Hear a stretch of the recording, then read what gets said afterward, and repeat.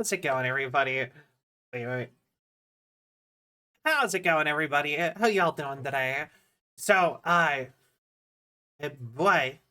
Okay, so I hope you all enjoyed our karaoke stream last night. I had a lot of fun doing that. I really want to, like I said, I really do want to do more. I want to do more just chatting streams. I think they are good to do. I kind of like the whole like vibe of just like at very least like starting a stream, talk for like a while, and then move on to like a game. I will say though, I'm not sure if I want to immediately jump straight back into Silent Hill today. Like part of me kind of wants to, but a part of me would think like part of me wants to go right back to Silent Hill, but we might start mixing it up a little bit more because we did just Cyberpunk for a while, and I did have a good time with Cyberpunk, but that was very one note, and I think it would be nice to have us like switching around a little bit more, you know? Ruffle, Silva Taco Tuesday. Hell yeah. But yeah. So but also Sil was upset that I didn't tell her I was doing Silent Hill because she apparently really wants to watch me do Silent Hill. So we might start messing around with I might just start doing Silent Hill just on the days that she is able to watch. Just because it's part of our deal. So she's gonna do. The funny part is that I don't actually care about watching her play Alan Wake. I just want her to play it so we can talk about it. And I just think it's funny that she's like, I have to watch you play Silent Hill. And I'm just like, okay. So, but hi, Bog. Look at me. But yeah, I just think it's funny. But yeah, Sil is like insisting that I need to do Silent Hill when she can come watch. So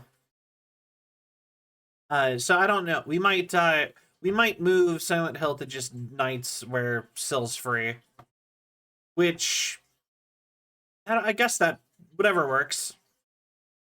Did you see that Rex I found on? Wait, but yo, that's awesome! Actually, that's so cool. Yo, Metal Gear, Metal Gear. I really want one of those. Like I genuinely would love to get like some more Metal Gear stuff. The oh I have a Metal Gear Solid 2 Raiden action figure that I got out of a Toys R Us bargain bin.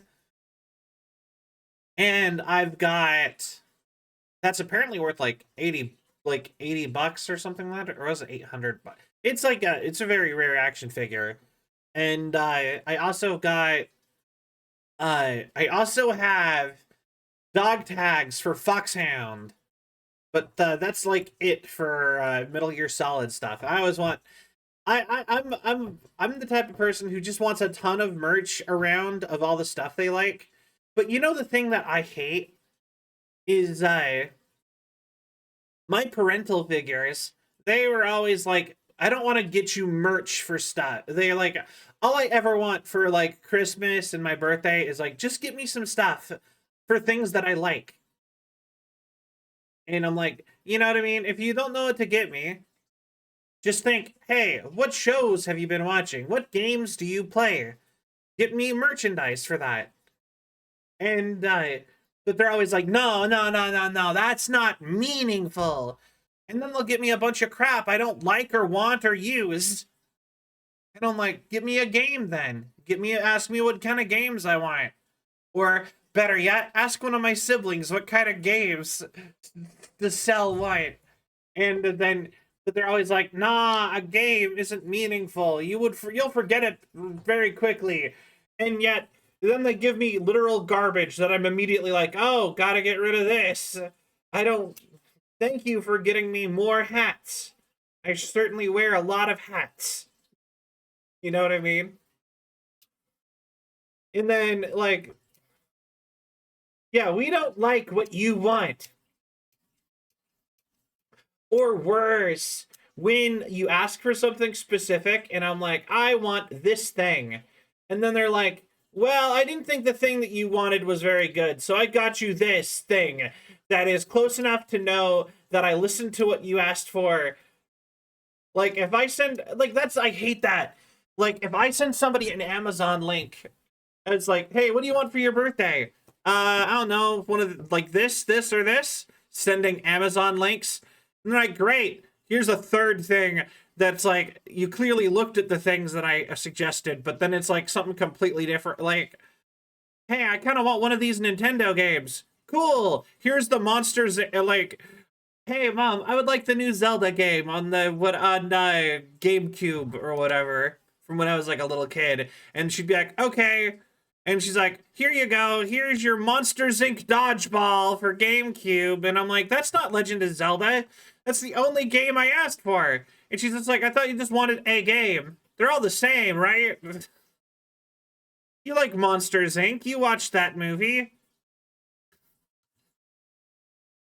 In the same way that I want a bunch of merch for stuff yeah, exactly. New tattoo I've been edging for either a Cyberpunk tattoo or get Rex tattoo. Yo, nice. That'd be really cool. But yeah. But yeah, like I said, gift giving is so difficult. And then I think it's so funny that when I gift like my sibling stuff, I just like I know the kind of things that they like. I'm like, hey, this sibling, he's a big fan of Batman. Let's get him some like a Batman statue or the entirety of the Batman the Animated Series on DVD. Or let's give him like a graphic novel of a really famous Batman story or something like that. You know? And I'm like, something cool. And then he's always like, I'm like the best person to give him presents. And my parents are just like, how are you so good at gift giving? And I'm like, because I pay attention to what people actually are interested in. No, you didn't get my exclusive Sylveon Water tattoo from the... Wait, we got Sylveon Water tattoo. What? But yeah, like, I don't know. People confuse me. Actually, the funny thing is I've actually thought about just using, like, my stream throne for gift stuff for my family now. I'm like, do you want something to give me? Just go contribute to something off of my throne. Legitimately, just say who you are, and I will treat it as if you got me that present. And I've thought about that. I'm afraid to actually pull the trigger and, like, send them my throne and be like, haha, because I think technically if somebody wanted to send me something a little bit more, I don't know, dubious. Like, I used to have programming socks on there, but yeah, but yeah, I used to have programming socks on there, and I just rather not have questions for things. But part of me is almost like, maybe I should just get a second throne account entirely for stuff for my parents. Just like, here you go. Either contribute to something or just buy it outright. Here's my wish list. You just have to click, put your code in. It's safe. I couldn't get a VTuber tattooed on me because if I did, my body would be covered in a shit ton of tubers I really, really like you, Sil, Slim, Cinder. I almost met Cinder. I stood in line to meet her at TwitchCon, but I ended up leaving because Sil wanted to do something. And I was just like, oh, okay. I mostly knew Cinder from clips, personally. So I was like I'm familiar and I like Cinder, but I didn't like know her as well. So as far as like content, so I seen her once for a Nikkei event. Ah, neat. I I did get to meet Onigiri. Onigiri's super cool. She's super nice. I really want to be on her cooking show. Too small for that, but someday maybe. But I would kill to be in a game. I didn't know that. Wait, did she actually get like added to Nikkei? Wait, do they actually add like VTubers to Nikkei? I thought the Nikkei crossovers and events were mostly just like a like collabs or whatever, where like actually yeah, I can look that up. Like I have the power. Nikkei. Oh, okay, okay. So it's just like, uh, I see, I see. Do I have, hold on, do I have, my picture of, do I have my picture of,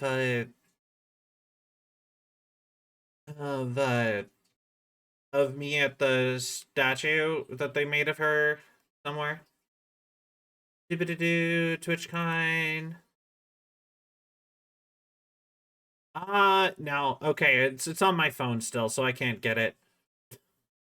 Lame. But I can be like, haha, here's the time I met Professor Landau from you. Professor Landau's cool.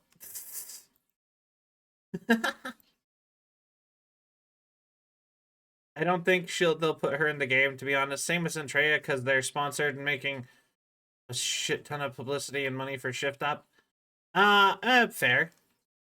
Yeah, I know they had a whole huge crossover with the VShojo girls where they had them all do covers of Nikkei songs, and I believe their covers of the Nikkei songs were in the game, and you could set it so that like you could actually like see their like you could actually like listen to their covers in the game.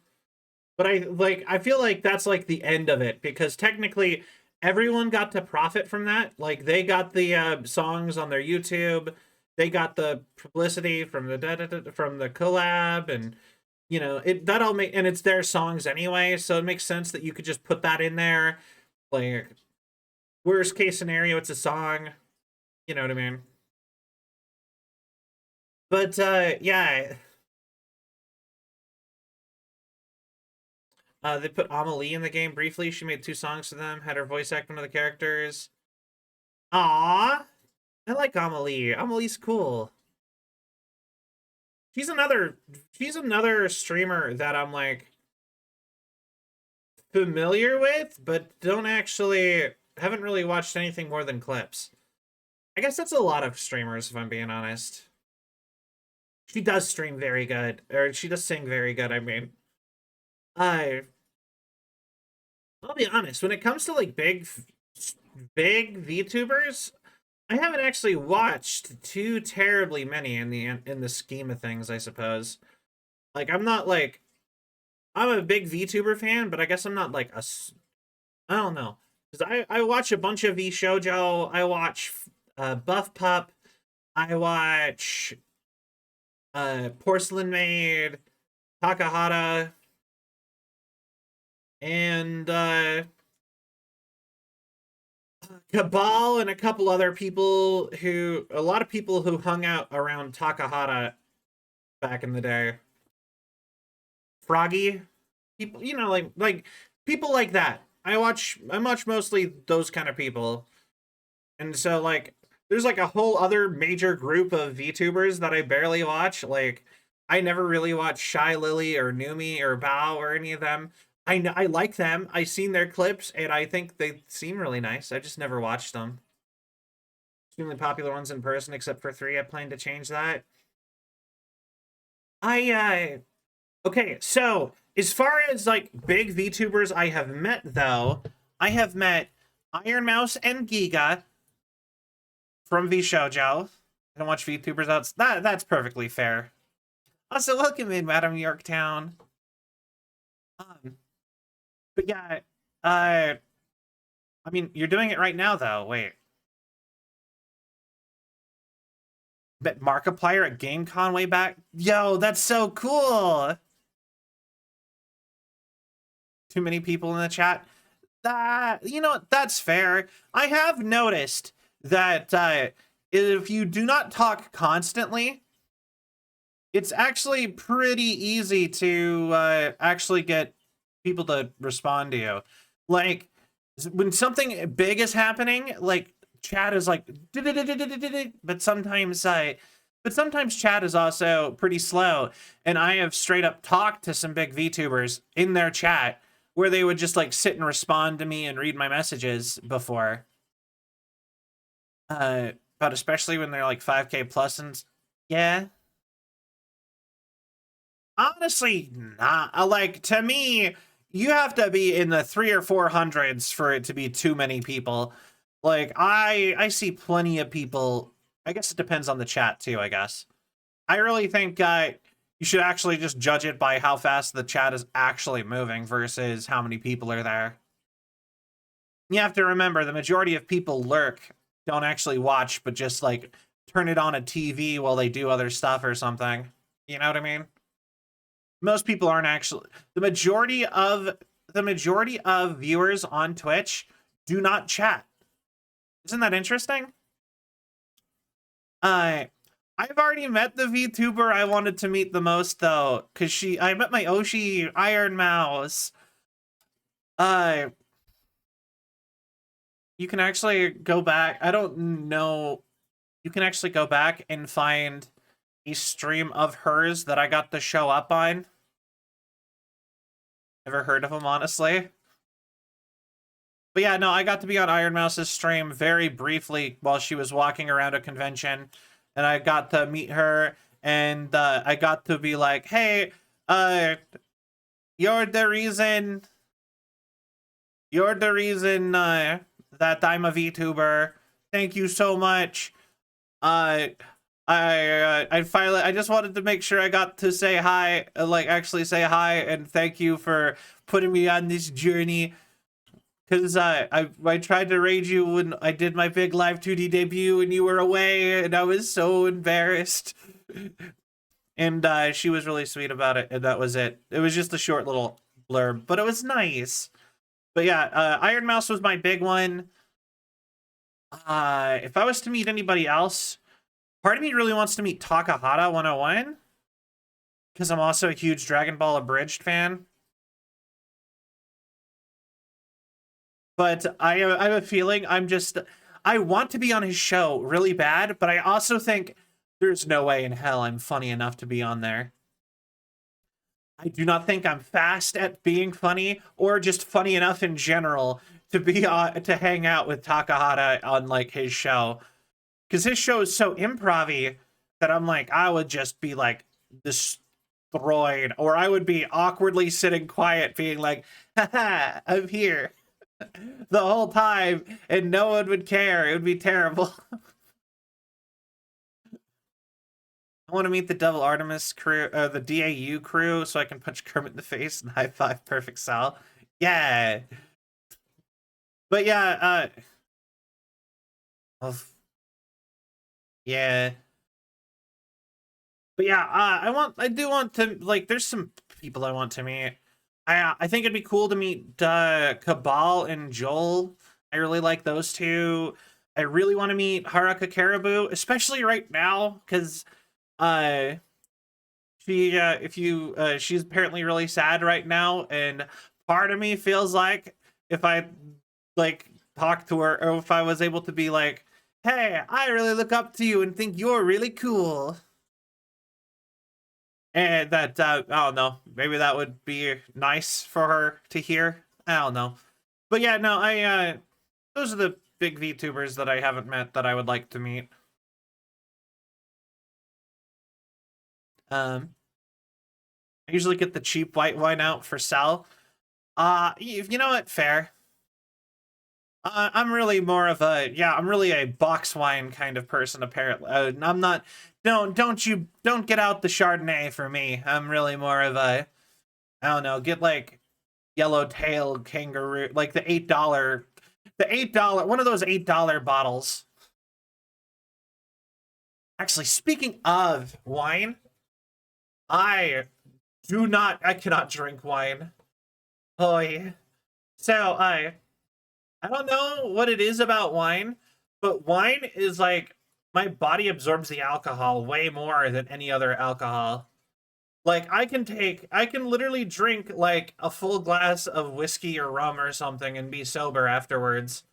But I drink like a small glass of wine and I'm plastered, and I don't know why. I don't know what it is about wine. I've only had wine like 2 or 3 times, and every single time I get just like destroyed with very little wine, and I don't know why wine is like that for me. In fact, I was actually kind of embarrassed because last time I got drunk on like anything, actually, I think, or no, last time I got drunk on wine specifically, I was at TwitchCon and we went to an Italian restaurant, and I'm like, you know what? I'll have a glass of wine with my pasta. And then I got really drunk and had to have Novella and Sil babysit me for like a couple hours, for like an hour or two, till I sobered back up. And I'm like, one glass of wine was apparently not okay. Cell cannot handle wine. Whiskey, vodka, rum. Here we go. Welcome to Taco Cell. Bell. Welcome, Raiders! I'm Cell, Android Girl Variety VTuber. I play lots of games, do lots of stuff. Today we're just hanging out. How was your stream? How was Resident Evil 7? And let me get you a shout out. Yeah. How was your stream? Hey, the Still train is here. That's a raid notification. Welcome to Taco Bell. Did it actually go off? I feel like I didn't actually hear it. But yeah, you actually beat the game? Didn't you start that like the other day? You beat an old woman? Wait, what now? Oh wait, yeah, no, there's like an old lady in like in the house. I remember that now.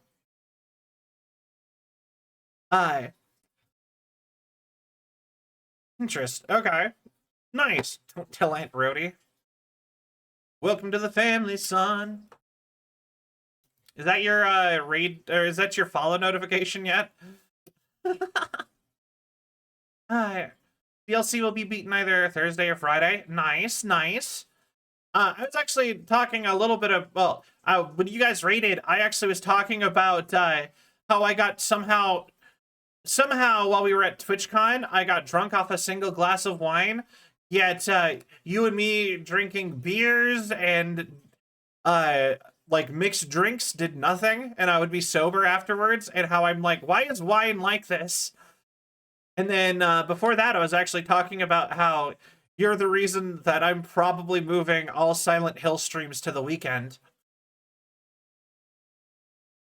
I will. I will be nice to all your peoples. Don't worry, Cell. But yeah, so but yeah, we're just kind of chatting, hanging out. Figured we're gonna just like I said, we're just gonna chat, hang out for a little bit, and then afterwards I might pop on. I have a couple games we could go play. I'm not really sure exactly what I want to do just yet.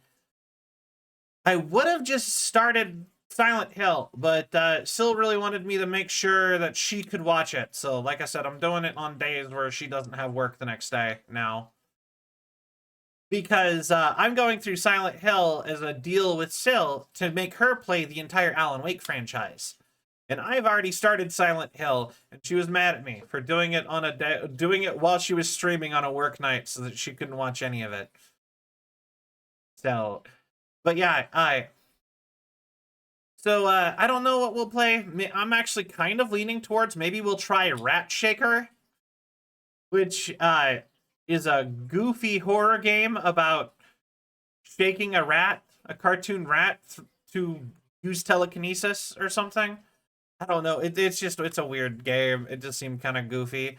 I watched Markiplier play it, but yeah, how y'all doing? What you guys How you guys doing? How's your Tuesday be going? I I regret to say that my title is slightly falsehood, as the fact that I have not consumed tacos at all today. Truly a shame.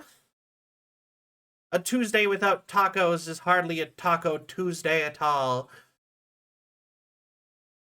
But when is Wendy's Day?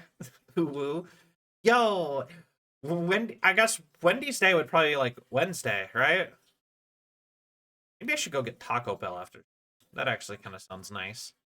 Well, actually, weirdly enough, the taco itself doesn't even sound like maybe like a Dorito taco and a Baja Blast. I don't really need much more than that personally.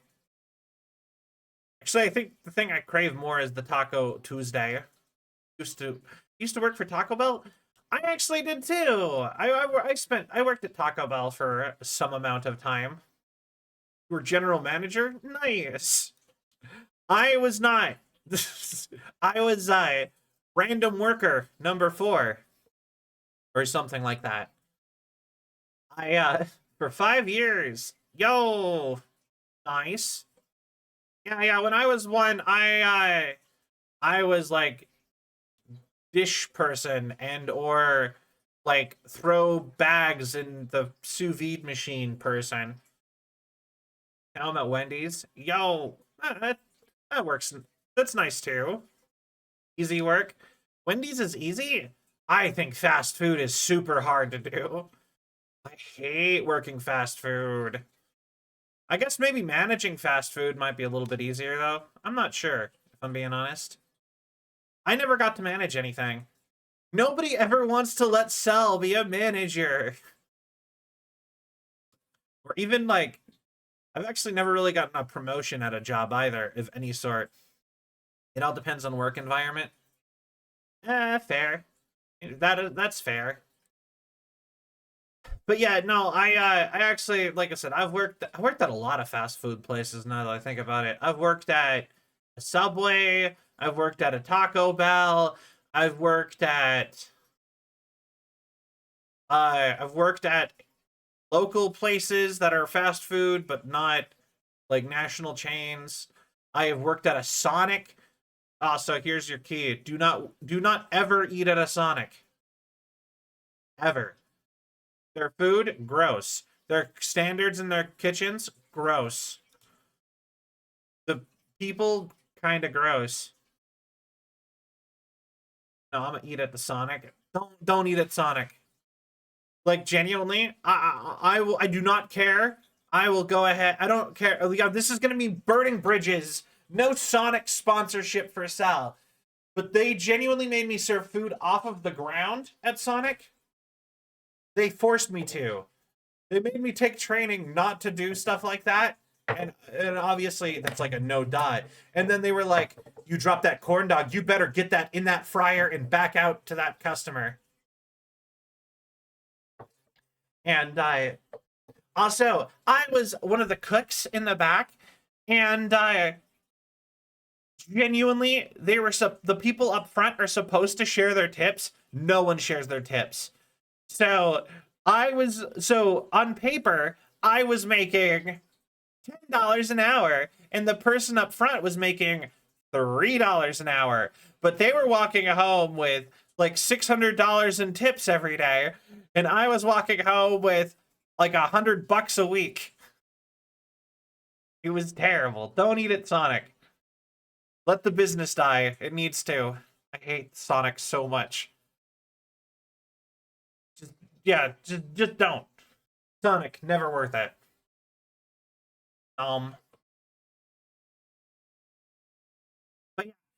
But yeah, I've had a lot of crappy fast food jobs. Worst one, Sonic by far. Actually, also my manager got beat up by the Mexican drug cartel. Not even joking. When I worked at Sonic, my manager when I worked at Sonic was selling things he shouldn't have out of our Sonic establishment, and he didn't know that the restaurant across the street was a front for the cartel, and he just got beat up once. And he came in and he was just like, "Guys, the people across the street, they beat me up," and we're like, "Yeah, well, maybe you should be inside working. Maybe they wouldn't have beat you up if you weren't going out into the parking lot for suspicious amounts of time all the time." And he's like, "Guys, you gotta come back me up." And we're like, "No." And then he gets arrested. Then he gets arrested like the next day. And then the restaurant across the street gets shut down. And then Sonic Corporate was like, "Wow, we need to go do some things with this restaurant." And we had Sonic Corporate in for like ever. And obviously, as soon as all that stuff is happening, I'm like, I quit. This all just seems like too much for me to deal with. I'm not, especially for like $8 an hour. Yo, Nemesis, thank you for the follow. Welcome to the Sylvian Legion. I hope you have a cell of a time. Taco time. Oh, someone got arrested. Welcome in, Mac. I was talking about the time I worked at a fast food place. Yeah, but yeah, no, I want to go get, actually, like, I hate that just my Taco Tuesday thing has already sold me on, like, I need to go get tacos. Like, I would kill for some Taco Bell right now, actually. Like, that sounds so good. But yeah, a lot of fun work stories like that I have. But yeah, Sonic, don't eat it, Sonic. Also, you know what is, okay, so side note on Sonic. The fact that Sonic the Hedgehog has never had a collab of any sort with Sonic, the restaurant chain, the fast food chain, is insane. Don't remind me of the 4-alarm. Let's go then. I'll like go kidnap Cell. Yo, what now? But yeah,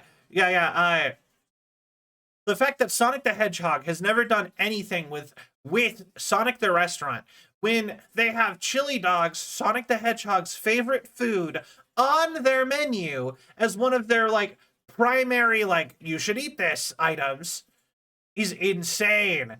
Like, it sells itself. Sonic is now at Sonic. Come try the brand new Sonic the Hedgehog chili dog. For, you know what I mean? That's Baby's first marketing scheme. Come on now. This place we eat is super deadly sauce. Yeah? Like spicy? I like spicy food. Okay, so I can't eat spicy food anymore because I have a health issue, but I developed a taste for spicy food right before I got this health issue. So I'm like, I started like eating all the spicy stuff, and I'm like, you know what? I love hot sauce and all this stuff, and and I started getting into it, and then it was like, and then I'm like, why does my stomach hurt? Go to doctor. Yeah, you have a condition. No more spicy food. No more blah blah blah blah blah. And I'm like, no. As soon as I liked it, I went most of my life without liking it. And as soon as I like spicy food, I can't eat spicy food. The Pharaoh's curse. Yeah, now the new policy is basically fuck the health issue. We're gonna have spicy food. I just can't eat spicy food all the time.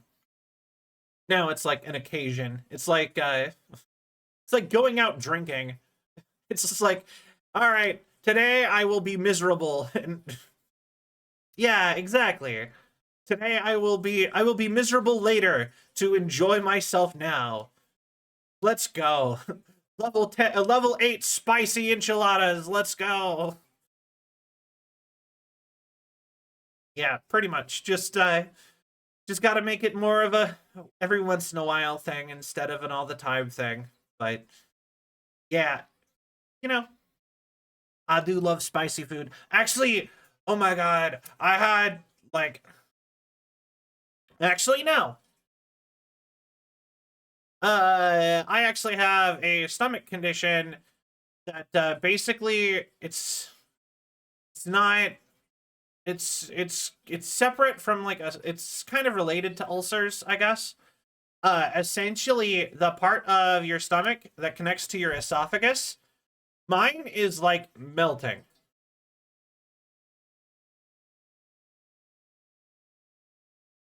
So I basically, and it's specifically the connector bit, the part like right where it connects, and it's got a specific name. But so essentially, I can't do anything that makes that worse. So I'm not supposed to eat tomato. I'm not supposed to eat pineapple. I'm not supposed to eat spicy food. I'm not supposed to have alcohol. Not supposed to have chocolate. Those are the big ones. There's some other things that I'm supposed to avoid, but they don't actually affect me as badly, so I can be like, heh, whatever. Like, I'm supposed to cut back on caffeine because they're like, too much caffeine is bad too. Yeah, no chocolate. Yeah, it sucks. But I'm supposed to be no. No. It's not anything acid reflux. It has it has a specialized name. It's actually named after a dude. But anyway, so IRL cell has a thing called Barrett's, which is, like I said, it's kind of like a stomach ulcer, but it's on the specific, like, the connector thing, because you know your stomach isn't actually open to your esophagus all the time. So essentially I have a bunch of ulcers on the connector, like, open closey bit at the bottom of my esophagus where it connects to my stomach. Actually, yeah. And the reason I have it is because when I was younger, I drank nothing but soda. Like, genuinely. I literally gave myself it by basically partying constantly in high school by drinking literally no water, no nothing else, just soda. So, yeah, do not do that. Drink water. Not good. I would actually go hang out with my friends and I would drink like a 12 pack and a half of like Mountain Dew or Pepsi or something every single weekend. And that would be like Friday. And then like over like we wouldn't sleep on the nights we hung out. So like between Friday and Saturday I would drink like somewhere between 12 and 24 sodas. And yeah, just dissolved all my insides. Don't do that. Highly recommend to don't do that. Yeah, I don't know what it is. It's like a whole thing. But yeah, and supposedly it can go away if I go long enough without with if I can do some like it can go away if I live healthy enough, which I don't.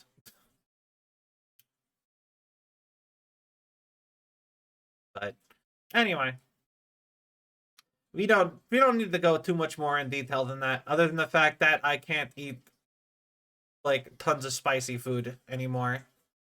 But like I said, I got it as soon as I developed a taste for spicy food because the world is cruel. And I love coffee. Yeah, that's the big one that they're like, yeah, you're not supposed to have caffeine. And I'm like, but coffee. I need, and then they're like, okay, fine, you can have coffee. Don't do anything else. And I'm like, okay. And I chose caffeine as my major ignoring thing.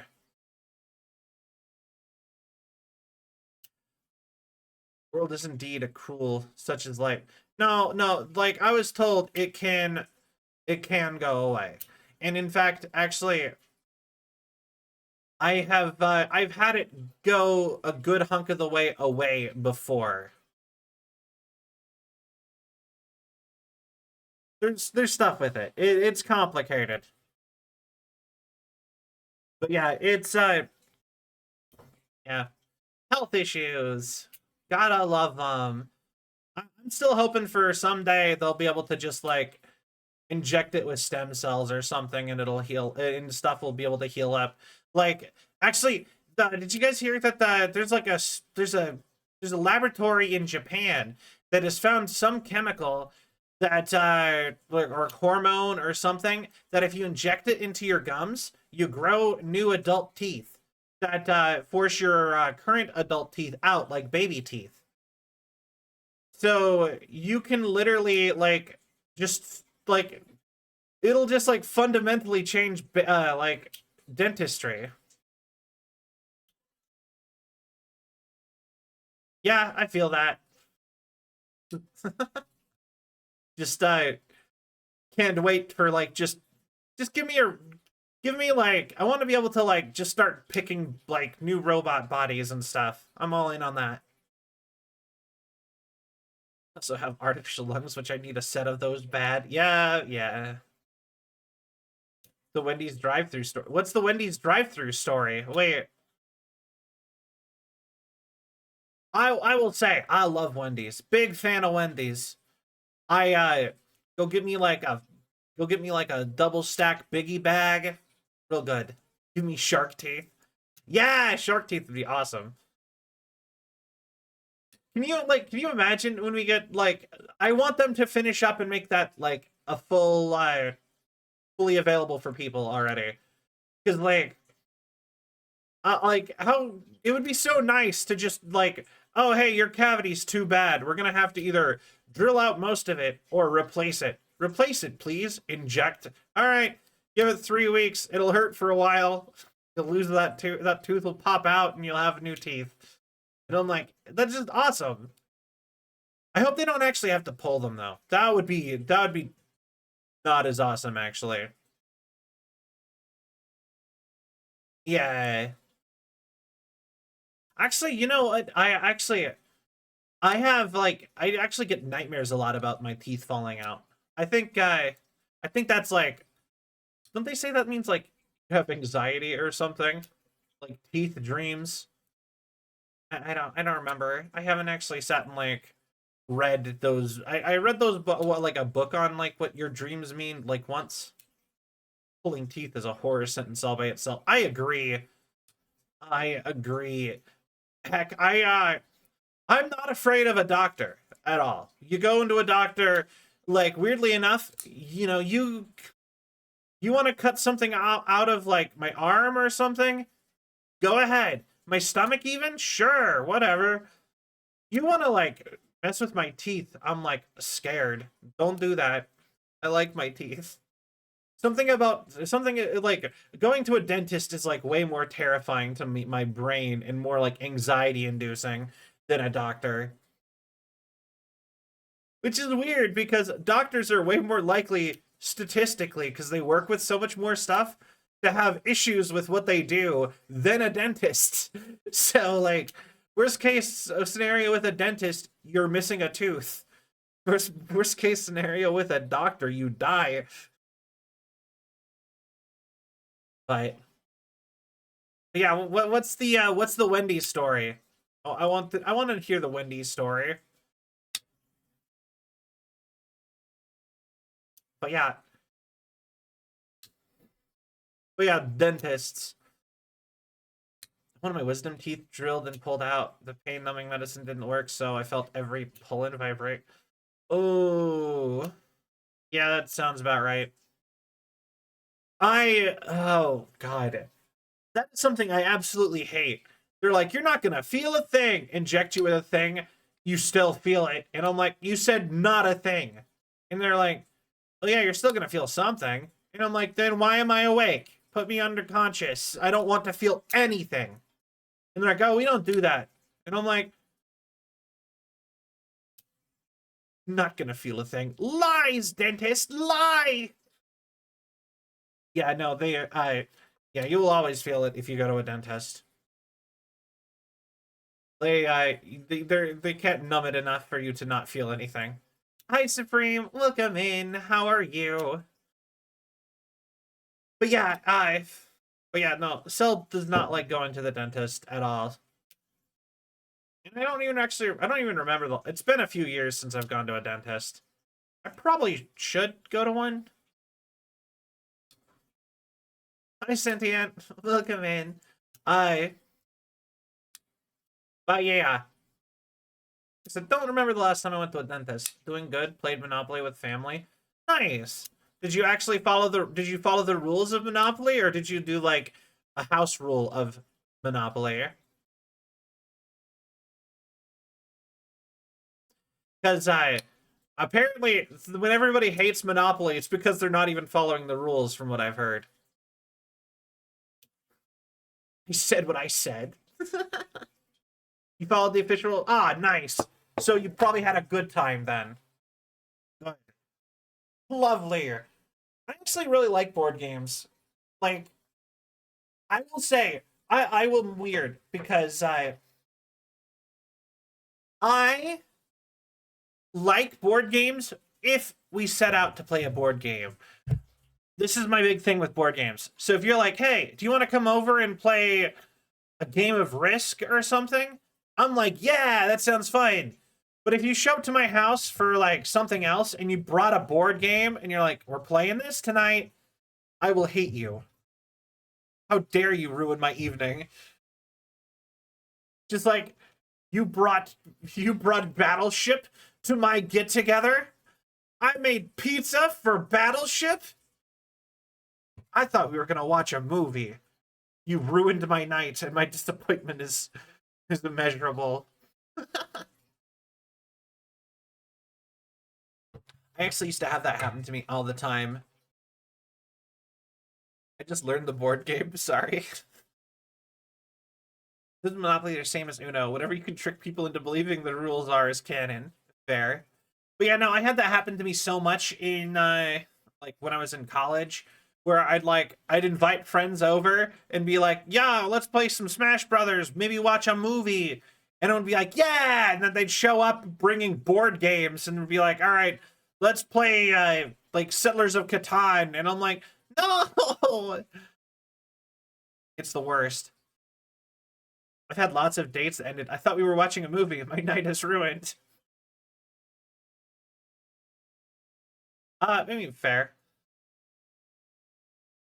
Yeah, like I said, nothing ruins a night more than a unplanned board game. It's literally that meme of, no, honey, put back your clothes. I'm gonna explain the lore of Lord of the Rings. It's only for like platonically, just like I don't like sex.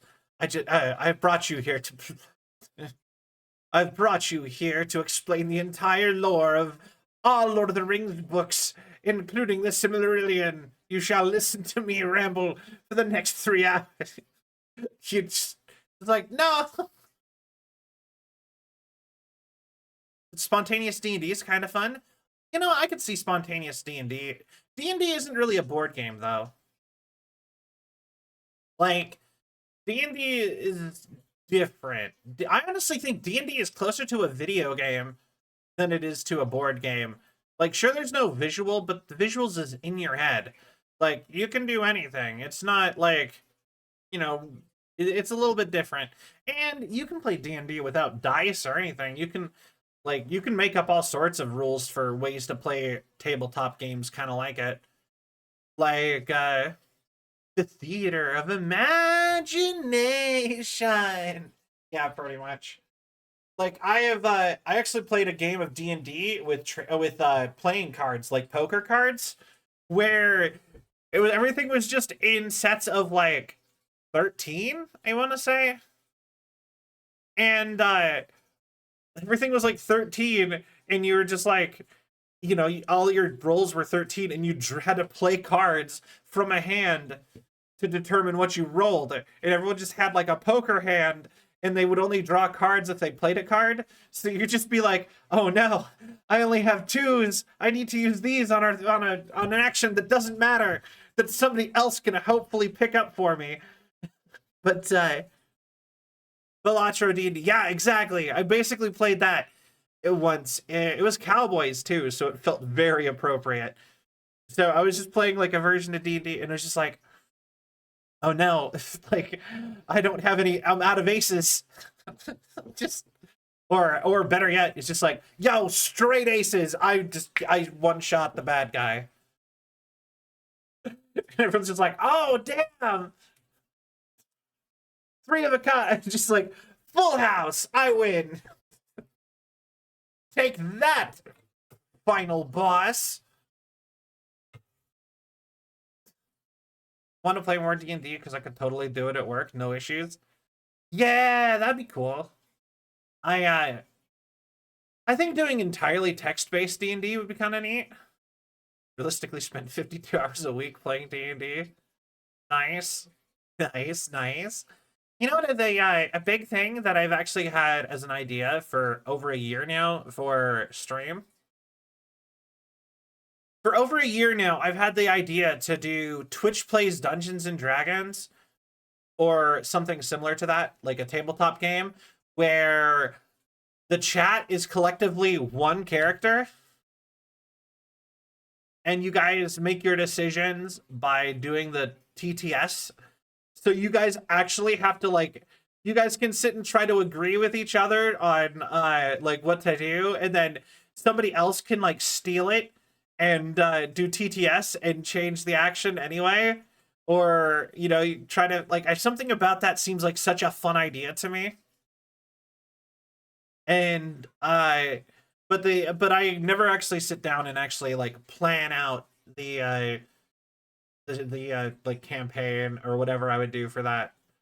And then the other thing is that I would have I would be open to having guests come on as characters for like events, or like, you made it to town, and the tavern keeper at this town is Still, for example, or something, and just have them on for like short little snippets to be like, yeah, what do you want, or whatever. And you come across a fork in the road on it by, and suddenly out comes a bandit, and it's Pokey Link.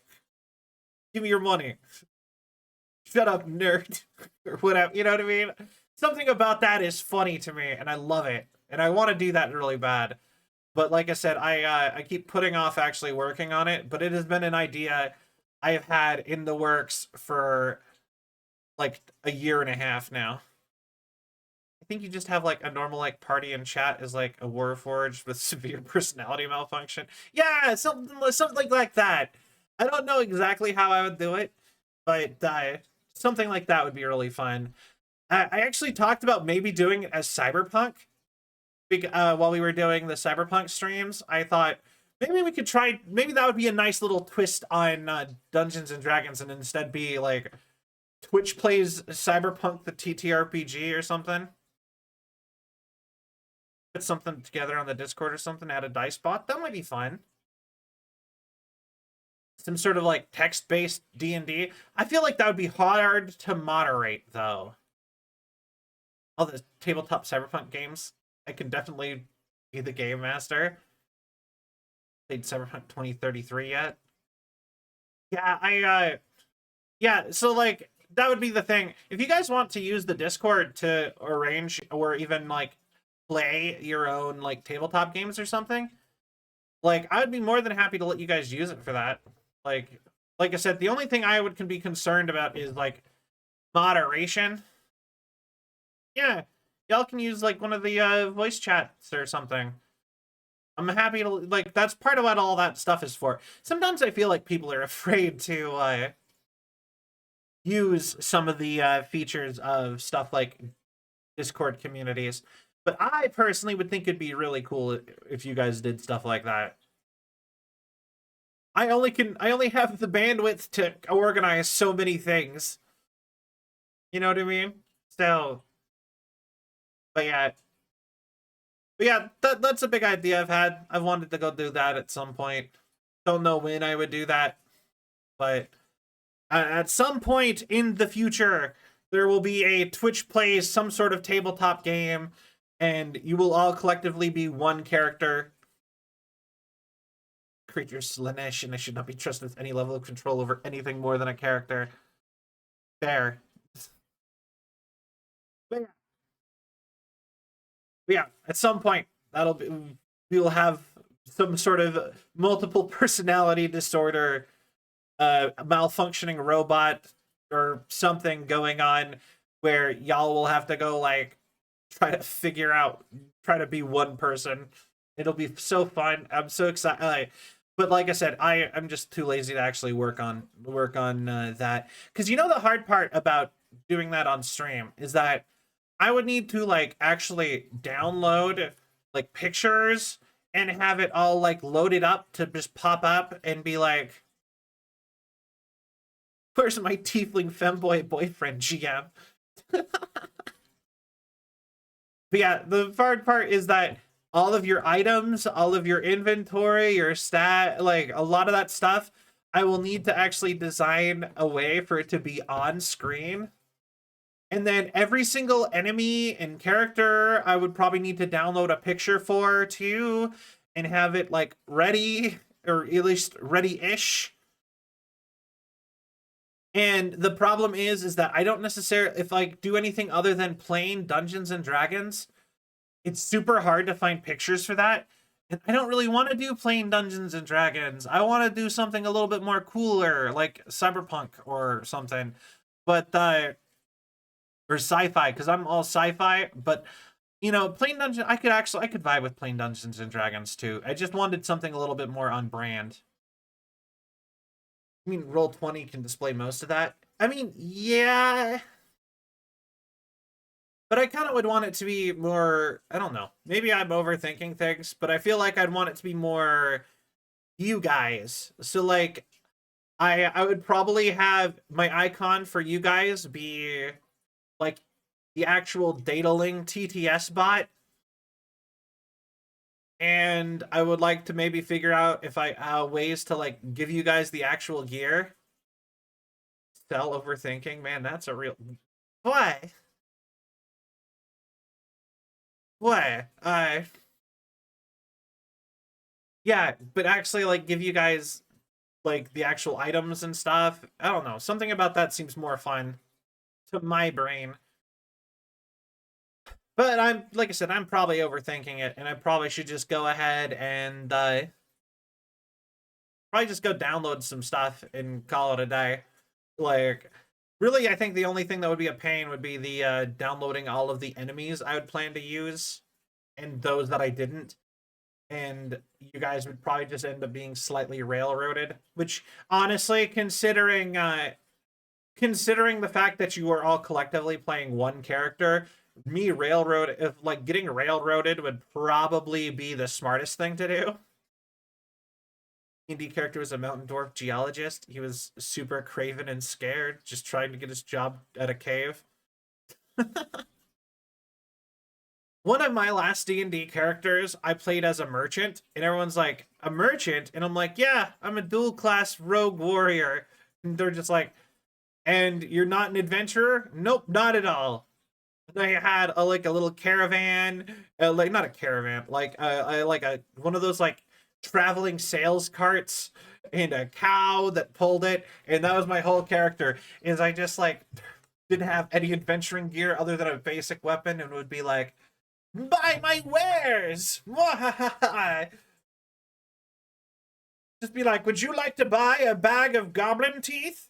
And everyone's like, why would I want that? Magic. But they weren't magic. And I would just sell literally everything off of everything that we came across, and I would just like not be very good at like fighting at all because I didn't care about that, and I was always like, I was like all charisma and like a rogue and a warrior, and I didn't like put anything into like dexterity or strength really or anything else. It was all int and charisma, baby. As I tried to think of ways to sell more useless crap to every town we got through. And I actually ended pretty rich. I was like, I had like thousands of gold. It was great. I had a good time with that. And thank you for the care package. I'll do that right now.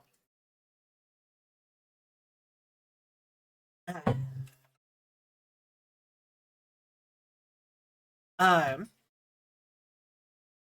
my current one is a goth grave cleric who's a mute due to a bad case of throat knife. Everybody loves him. My D&D character was a blacksmith of passion, the ultimate weapon, but has a short temper, so he doesn't mind swinging the hammer.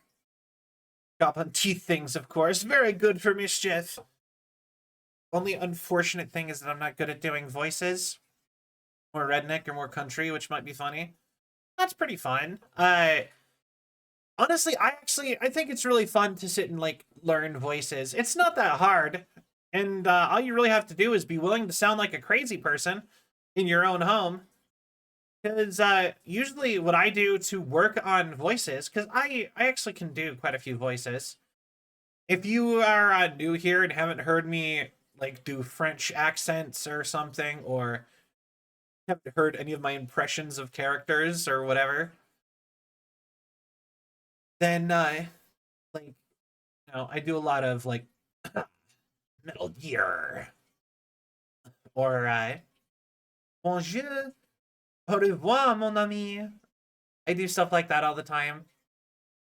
And the easiest way to practice that is just to sit in front of a TV and watch people with those accents and copy them. He is for priceless, the look upon your faces. There's my perfect cell. It's perfect. Anyway, yeah, pretty much you just kind of try to copy voices, and it will, you know, the more you work on it, the better you get to be.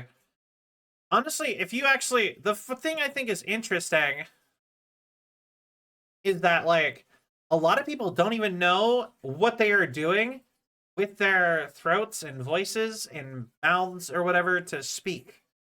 I always found that super fascinating because I actually knew somebody not that long ago who I'm just like, they were like, hey, can you teach me how to voice act? And I'm like, okay.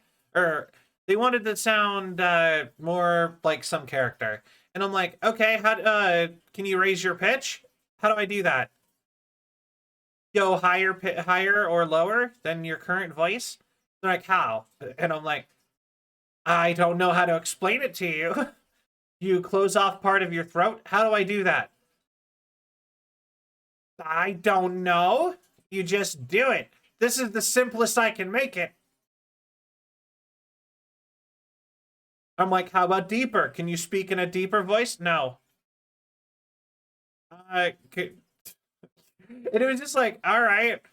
I'm like, can you do, like, the best they could do was try to imitate an accent. And I'm just like, how are you speaking at all if you don't know what you're doing? Have you never just thought about what you're doing? It's Taco Tuesday! Welcome in, Matic. How are you? It's Tuesday. Fuck your dad.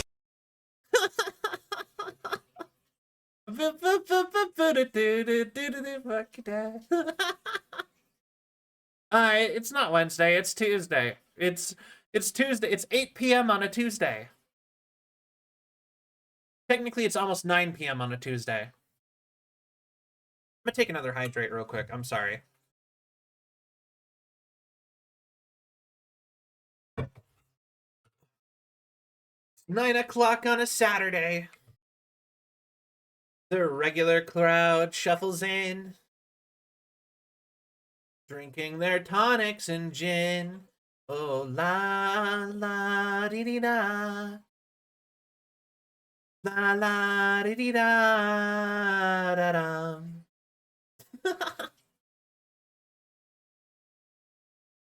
Surely, if you can speak, you can change. I agree. I just I'm like they were just like so just like I don't know how to do that, and like I never realized, but they weren't like monotone, but I realized I've never heard them like speak higher pitched or lower pitched in any way outside of being like surprised or something. So I genuinely kind of believed it when I just believed it when they were like I don't know how, and I'm like how do you not know that? Iron Harvest with I don't know what Iron Harvest is. What's 9 plus 10? It's 19. Wait, isn't that a meme?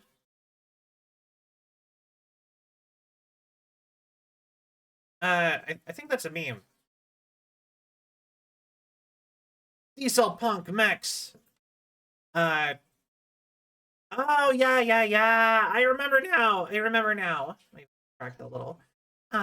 Yeah, I remember that. You guys were talking about it for the Cyberpunk. It was one of the books. I also like apparently I had found the same tabletop RPG book. Yeah, that's cool. I hope you guys do. That sounds fun. But uh,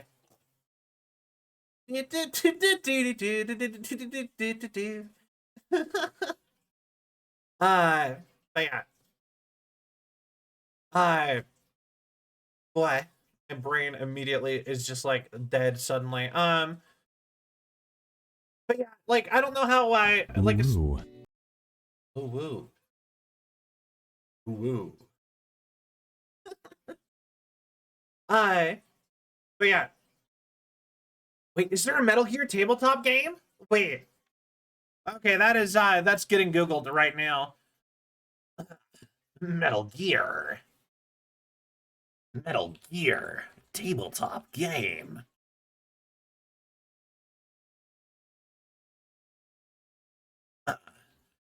Can love bloom on the battlefield. Snake and Otacon. My favorite gay couple in fiction. Would you like to play a game? What kind of game? No. I actually no. You can't do that to them. They are 100% a gay couple. That they're 100 Snake and Otacon are 100% a gay couple. They adopt a child together, and Otacon straight up says to him when he finds out he is rapidly aging that, "Don't worry, Snake. I will take care of you in your last days." You don't say that to your bro. You don't adopt children with your breast bro.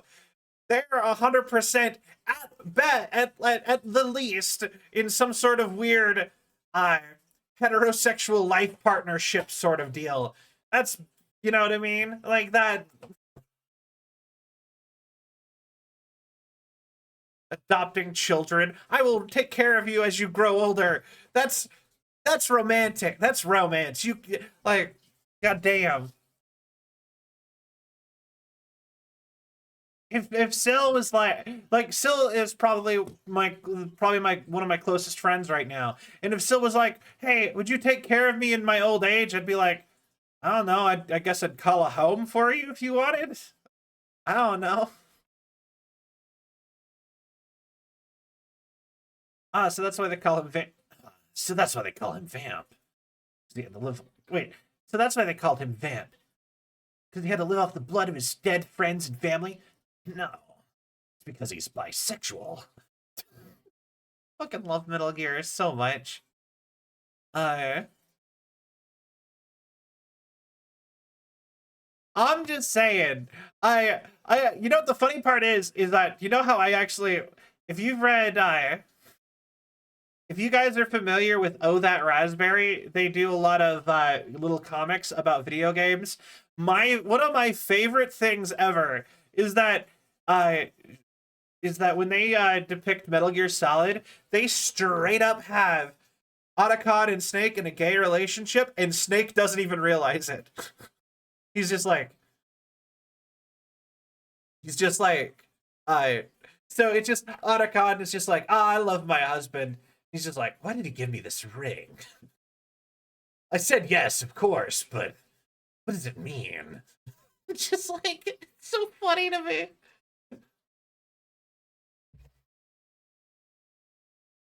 It's like, oh, what are your, it's just, I don't know. It's just so funny to me. I love it. I'll give 2 subs if you can guess. Yeah, okay. Let's see here. You asked me if I like Pokemon. So I guess my first question would be, is it Pokemon? Is it a Pokemon game? That's probably too easy. No? Fair enough. Is it Nintendo?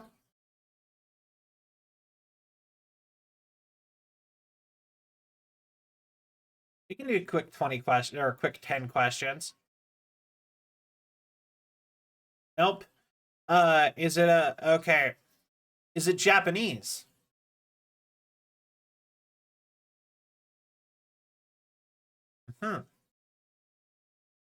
Love their silent Sylvicon. Do you think love could truly bloom on the battlefield? I don't think so. Hold on. Okay.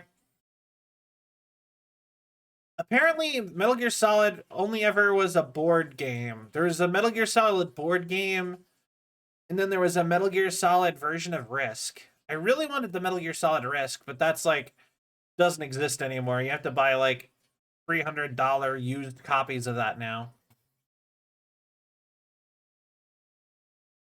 But yeah, like I said, I feel like in my brain, just canonically, it's Snake and Otacon OTP. You can get fictional character, who and why. I don't know. That's a very difficult question. Uh, I I can only think of Ocelot now. Why? We went on Metal Gear Solid so long that I'm like, Ocelot, Snake, Ocelot. Just the fist fight at the end of Metal Gear Solid 4. Okay, so it's not Japanese. Is it European? We're gonna narrow this down. I love the first fight at the end of Metal. It's so good. I love that it switches between like the graphics and the name tags and stuff of all the Metal Gear games where you fight Ocelot. That was so good. Vamp suck a I'm called Dr. Abraham Van Helsing. What if I can get Iron Bull out of my head and it feels like, yeah, probably.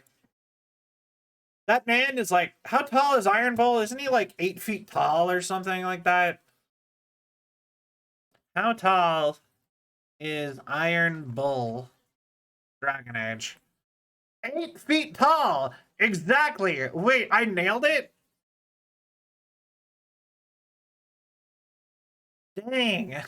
Alright.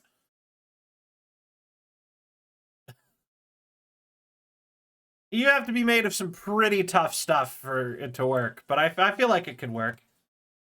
My favorite Metal Gear is Twin Snakes and MGS3. Mine is 2, because 2 predicted the world we are currently living in. And I'm constantly blown away about how much future sight Metal Gear Solid 2 had. Like, all the time. Like, the genuinely stuff will happen in the news and they'll talk about it and it'll just be like in Metal Gear Solid 2 all the time. And I'm just like, okay. What a thrill with darkness in silence through the night. What a thrill. Okay, so that means it's American. So, an American game, is it... Do I have to ask yes or no questions? This isn't a question. I'm searching and I'm melting to you. I love 2 so much. 2 is so good. Did you know that actually there's like a whole thing with 2. Did you know 2 got delayed because they accurately predicted 9/11 and when they were in the early stages of like when they were in the beta stage, and they literally when that happened and it was literally almost like verbatim predicted, although the dates were off obviously, then they actually had to go back in and edit it out because that was an actual thing that they actually had in the game. That is 100% fact. That isn't that insane? It's so like because the game was like the game that was planned in the game as like a reference forever ago as a prediction. It's crazy. Noise that sound like a crow being kicked into a field goal. I saw a meme where a guy was like, I don't like politics in my games. I liked when the games didn't have politics. Like Metal Gear Solid is like the most political game of all time. It's up there. Like, it's genuinely, like I said, it predicted the future so bad. Not bad, so well. Like legitimately, like everything about our current world that did not exist in 2004 or whatever that game came out, it predicted all of it. Who would have guessed? Yeah. Anyway, enough about that. Just I love Metal Gear. Metal Gear is such a good franchise, and it's all like soap opera and goofy, and then also good, but like not. I don't know. I love how it can do the full like spectrum of this is insane and goofy and hilarious to this is intense and serious. I love how good it does balances all that. But yeah, patiently waiting for the full Borg options. I mean, yeah, Metal Gear Solid's track record. We should be approaching Cyberpunk because Metal Gear Solid Rising or Revengeance. Metal Gear Revengeance should be coming up in our IRL timeline. Anytime now. I want to have like super speed ninja skills and be able to run up walls and stuff. Of nature. Running into Eva in 4 was pretty cool. Yeah. But yeah, it like I said, Metal Gear. Actually, at one point I actually tried one of my ideas for a YouTube show that I wanted to make forever ago is it was inspired by a thing from the beginning of Metal Gear Solid 4 where you know how there's like the TV stations in some of the loading screens where you could watch some TV? Well, like where you could watch like little bits of TV in Metal Gear Solid 4 and some of them are like like a cooking show from like a bomb shelter. I actually tried to make a post-apocalyptic cooking show at one point on YouTube that it never actually got released.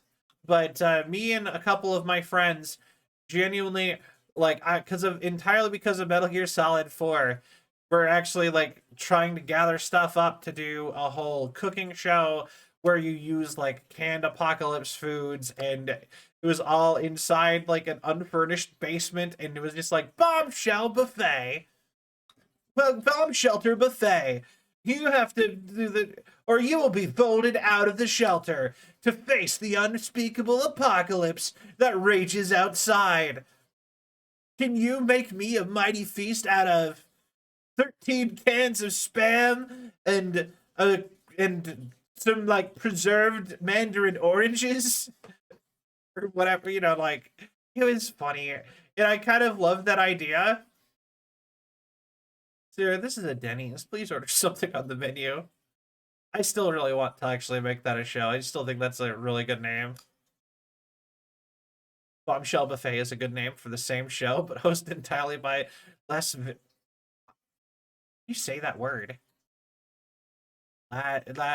Lascivious.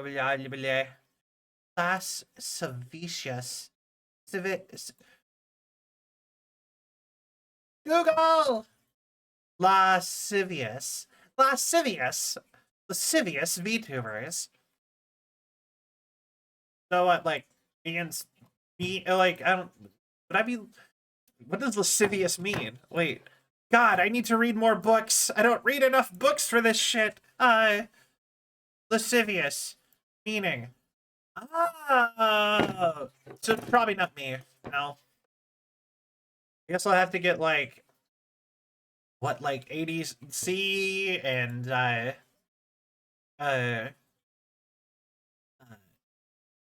like, what, Project Melody on or something? That might be a little bit difficult.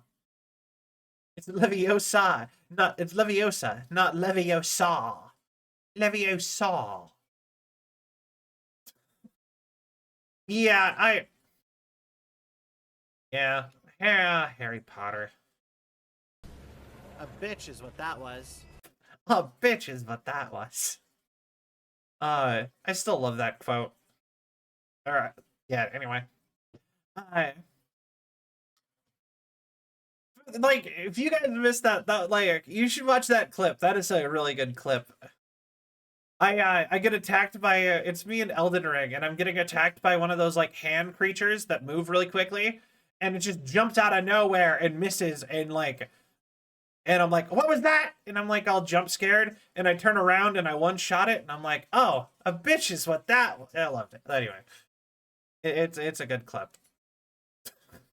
Yeah, let me just give you play-by-play of exactly this funny moment that happened forever ago that I already... Anyway. That'll really sell you on watching it. Yeah, let me tell you exactly what happens in it. But yeah, I'm a dork. boy, it's not even popping up and telling me when those happen anymore. It's just like, yeah, no, they're just playing. It's a great clip, worth a watch. Oh, for sure. Yeah, actually, we've got a lot of really good clips lately. The record, I really appreciate all clips. Please keep clipping me. It saves me the trouble of having to go back and rewatch all of my VODs entirely. You know what else is a good clip? What? A cheap haircut joint? Yeah, pretty much. That sounds about right. Great clips. Good place. Oh, there used to, okay, do you guys remember the haircut franchise Bikini Cuts? I'm pretty sure this was not a local thing. I'm pretty sure it was like everywhere. Oh, hey, sound alert! There you are. A little bit behind there, friend. Yeah, and the whole idea is you just would get haircuts by girls in bikinis. And that was the whole place. And a few moments later. And anyway, you just get your hair cut by girls in bikinis, and everybody was upset that it existed, and it was constantly it was constantly under fire. I got my hair cut there a couple times. That was kind of fun. I miss seeing cool things or cool or funny things or whatever around. Hooters but haircuts. Hooters got banned from my state. I think Hooters is going out of business, which I think is a shame. Because, I mean, like, sure, they didn't have good food, but, like, it's the closest thing America has to a maid cafe. And I don't know. I'm the type who probably would have actually gone to a maid cafe. Would go to a maid cafe. I like that kind of stuff. I don't know why. I just like little themed cafe. Like that's like one of my favorite things about watching videos about Japan. Is it just like, this is the Muscle Girl bar, where every single girl in this store, in this entire bar that serves alcohol and drinks can bench press 200 pounds. And I'm like, yes, let's go. Or, welcome to the Dragon Cafe, where all the girls pretend to be dragons and all the like employees pretend to be dragons in human form. And I'm like, yeah, or whatever, you know what I mean? Or there was a medieval tavern place I went to once where they had straight up bard music playing in the corner all at all times. I went to it was like a restaurant bar place, and they had a whole, like, they had a dude on the lute in the corner, and that dude's job was to dress in puffy pants and a tunic and play lute all day, every day. Or maybe not all day, at least during lunch and dinner rushes at this restaurant that looked like a medieval tavern, and I was like, this is the coolest thing ever. I love this. And they never actually stay in business, sadly. And I'm like, what is wrong with you people? This is cool. It's an experience. I don't know. I like, I'm the one person who like loves that stuff. Cause like I don't know. Like stuff like Rainforest Cafe and whatnot. I want more stuff like that. Start tearing down all the boring places that are terrible and lame. Give me some like cool fun stuff again. Themed cafes and restaurants. I want that. Bring it back. Anyway. A few moments later. I can't think of any cool themed food places. Yeah, because they got rid of them all forever ago. Like, McDonald's, it looks like it's made for people with depression now. Like, sure, McDonald's wasn't... I'm not the target audience for McDonald's, and I haven't been for a long time, but, like... You know, you didn't have to gut the fun out of your restaurant, or your fun restaurant.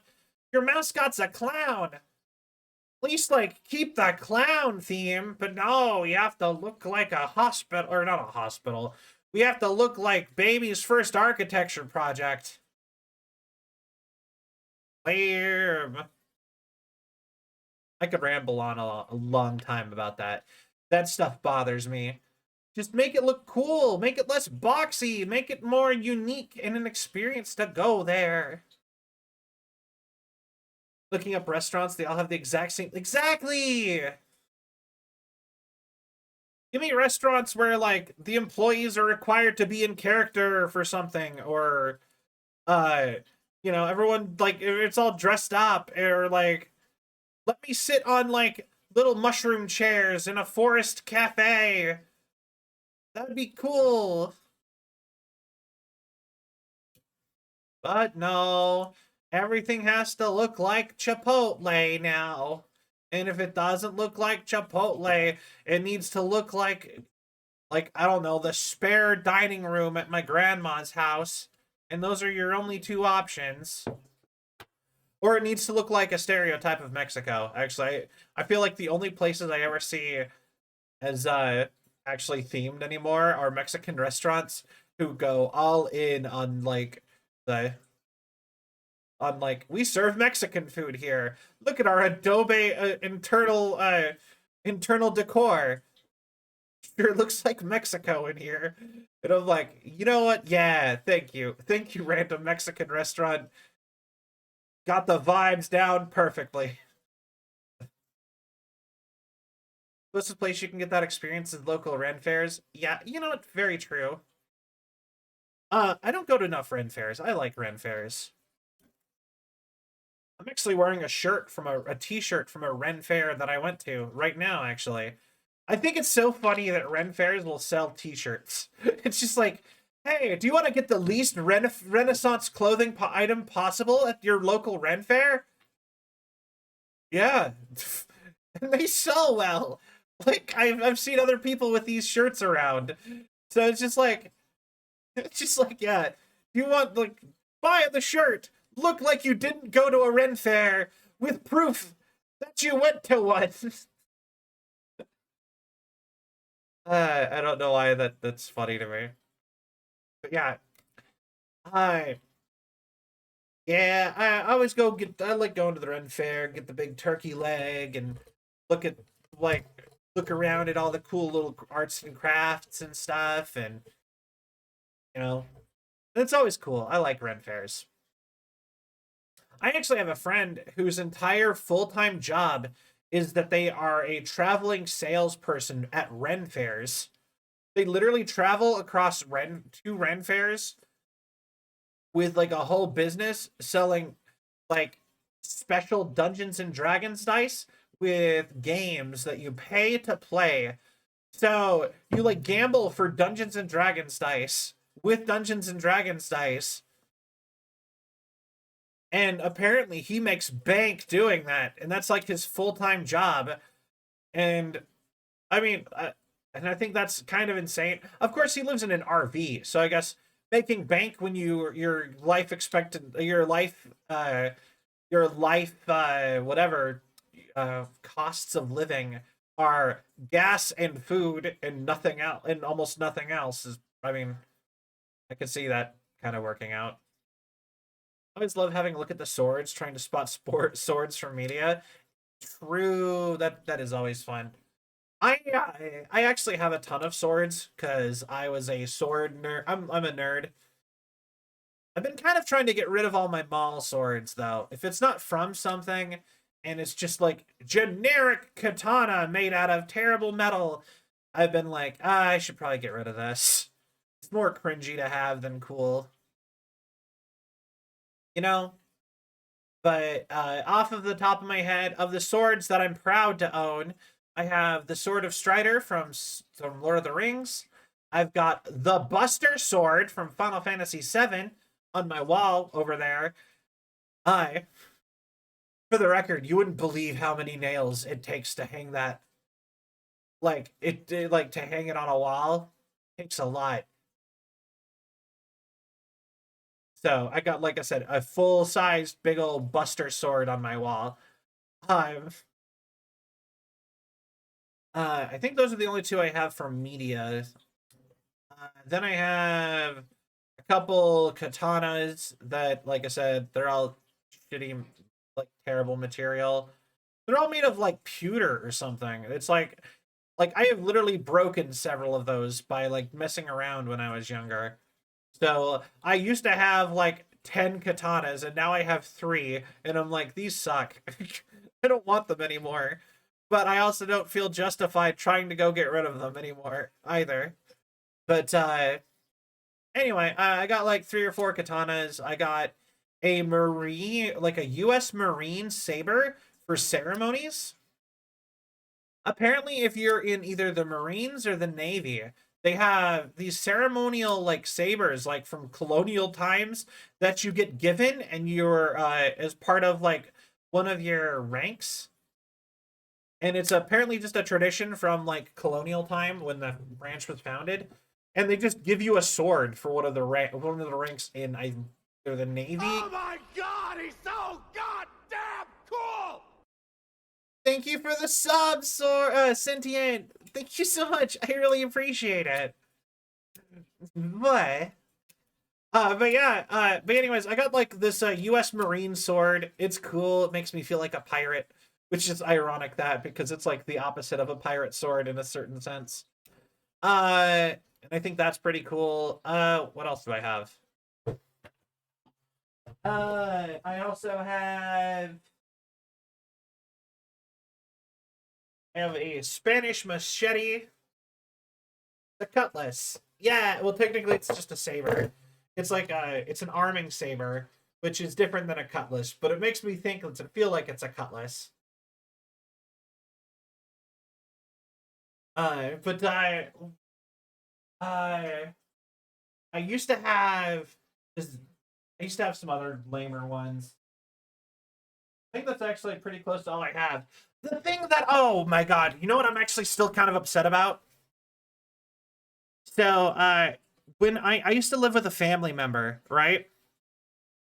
Right before IRL Sal went to college, okay?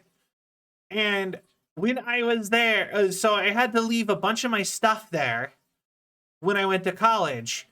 And like some of my other family members lived there too. We were just all living with my uncle for some reason. I mean, there's reasons, but that I could go into, but I'm not going to. Anyway, we lived with my uncle for a year or two, and he eventually the rest of my family moved out, and they left my stuff in his basement. He got married again, and he had kids. He now suddenly had 3 new kids from his new wife, right? His kids went through my stuff and took my stuff, and I used to have a pair of real sharp sai, like ninjas. You know, sai like the not like royalty sai, like sai the weapon. Like I will get a picture even. Sai. These were one of the hardest things to find ever, and they stole them. Mine actually looked basically exactly like this. Hold on. Save image. Not there. Here. Boop. Boop be doop. Oh. Yeah, what Raphael from Teenage you can't see me. My time is now. Oh no, I'm John Cena. Anyway, Sai. I had 2 of these. Nah, they just straight up yoinked my stuff. Anything that wasn't in a box. These don't fit in a box very well. So they were just on like the stack of boxes, and they took it. And when I asked my uncle, I'm like, hey, did they go through my stuff? I think they went through my stuff and took some of it. And he's like, no, they wouldn't do that. And I'm like, really? And he's like, yeah, they would never do that. No. And I'm like, okay, bet. And then I went into their rooms and took a bunch of my stuff, and I never got my sai back. And this is one of the coolest, like, mall cop weapons, or mall ninja weapons I had. I thought these were sick. Do you know how hard, like, I have never seen these for sale ever, anywhere. And mine were sharp. They weren't, like, display or toy ones. Mine were actually, like, real sai. Made out of steel. They each weighed like 10 pounds. They were cool. Maybe try refreshing the page bug. But yeah, no, and they're just gone. I don't know when I'll ever find those again. I don't, like, I think, like, I went through his kids' rooms for my stuff, took a bunch of my stuff back when I went and got the rest of my stuff. And, they did not weigh 10 pounds. You're telling on yourself. I could probably make you some. Okay, they weighed way more than you would think they would. They were like heavy though. I'm probably over exaggerating. I know that they didn't weigh like 10. I mean, maybe together they weighed 10 pounds. Or actually, no, they probably together weighed more like 5 pounds. But they were heavy. They were solid. They weren't like, what I'm trying to say is they were made out of real metal. They were not like like iron or steel.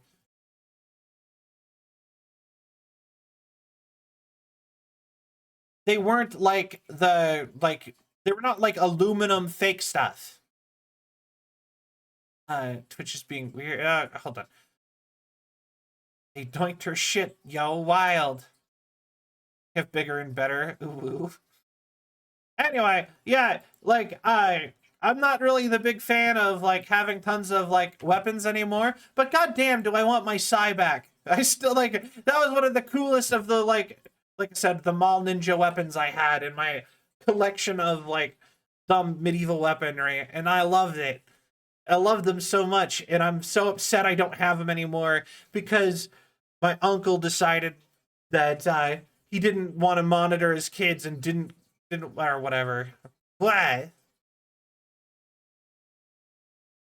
have held a 1-to-1 scale steel set. Yo, that's so cool. I don't want to brag, but I do have a legit squall. Yo, that's awesome. My Buster Sword is actually really sharp too, but it's I don't think it's 1-to-1 scale. Like, I know Cloud is tiny. He's like 5'5" canonically, but like, yeah, you know, it's not. It's still smaller than that, but it's still a. I should post pictures of some of my cool stuff in like the Discord. I'm robbing you, Uwu. I have a butterfly knife, but instead of a blade, it has a comb.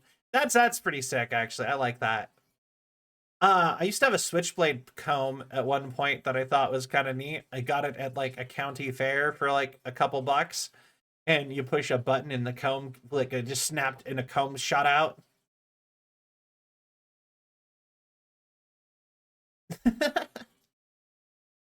Is the replica at the sword in the stone smithy in Burbank? Interesting. Yeah, I I like cool stuff like that, but I'm also like, here I go getting kidnapped again. But yeah, I always want cool stuff like that, but I'm also like, there's like a certain level, I think, now. You know what I mean? Like, it's one thing to have this stuff. Like, if you have like one or two of these kind of things, it's cool. You have more than a certain amount, then it's like, are you trying to show off how you've learned the blade? While you were busy learning girls, I was mastering the blade. We're busy with sports. Tips Fedora, nice to meet you. My lady. My god. Actually, a meme I saw not that long ago was really funny. And it was this guy, and he was like, he was a pretty attractive dude, and he was thin, and he was wearing an outfit, and he's like, I just got told got given the worst compliment ever. And it's just like, what? And it's all like zoomed in on his face. It's just like, one of my friends told me that my fashion style is he's like, I look like what incels think they look like. And it zooms out, and he's just like, this is what I wear every day. And he's wearing a trench coat and a scarf, and it actually is actually like looking good and cool in it. And it's just like, I'm just like, yeah, kind of, you're right. You've managed to make managed to make the incel look. It's like, you know, he looked like very but he was like thin and like. Anyway, moving on. Full smithy shop where I used to live in I just gotta. Yo, that's so cool. Should say knife to meet you gets shot. Yeah. But yeah, I've got a picture of me in a leather vest with coattails. That's awesome. What is the coolest outfits I have? I have a picture of me in Roman Legion armor, like Legionnaire armor, because I went to a Ren Fair, like not a Ren Fair. Technically, it was an SCA event. Did I go kidnap Syl? Sure, if you want to. Sure, she could use some kidnapping. But yeah, no, I got a picture of me in like a full Roman SCA. Like I went to his SCA thing, and I'm like, I don't have an outfit. I just thought this was cool and wanted to come check out this event.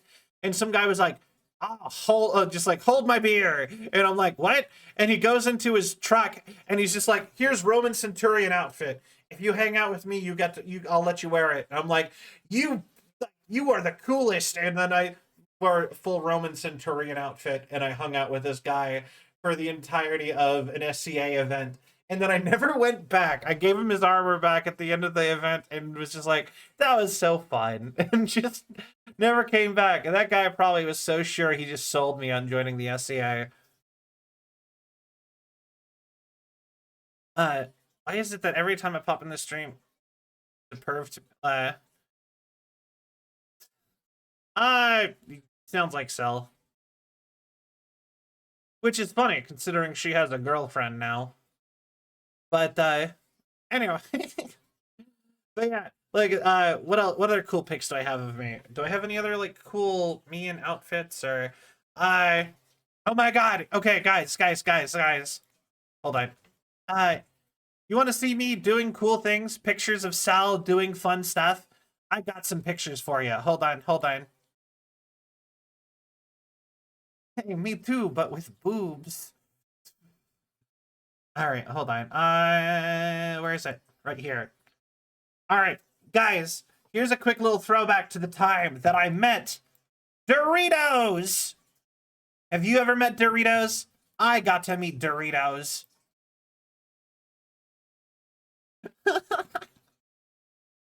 Yo, let's go. Sal's out here meeting celebrities, guys. It's Doritos. The famous Doritos.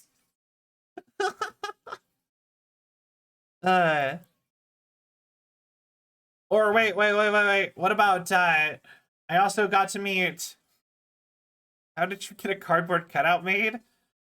The funny part is I still have that. That's in my living room. But no, I actually specially commissioned getting a cardboard cutout of myself made to go to conventions with. Oh shit, the Dorito chip? I wish I could. Yeah, me too. Me too. I also got to meet Bob Ross. You know, I will say our interactions were a little bit flat though. But he's a nice guy. Who else did I got to meet?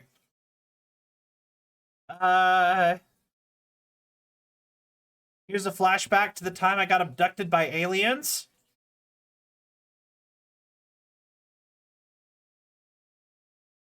Let's see here.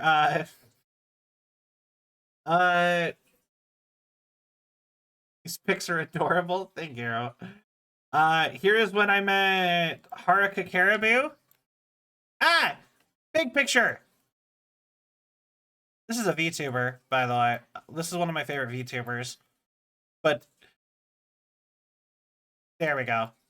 Flashback to when I met Haruka Caribou. It's not actually her. It's actually a cosplayer.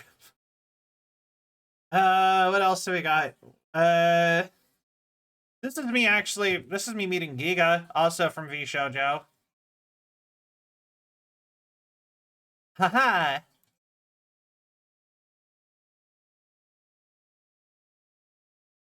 But yeah, very big pictures. I wish I could make pictures spawn in smaller, and I would rather make them bigger than smaller. But yeah, no, I've been on lots of cool little adventures.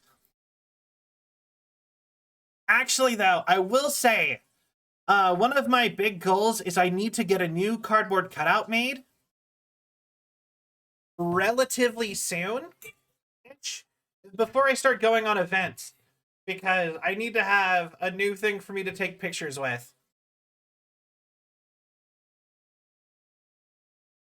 Because my cardboard cutout is a little bit broken, so I don't think it would survive another vacation anywhere.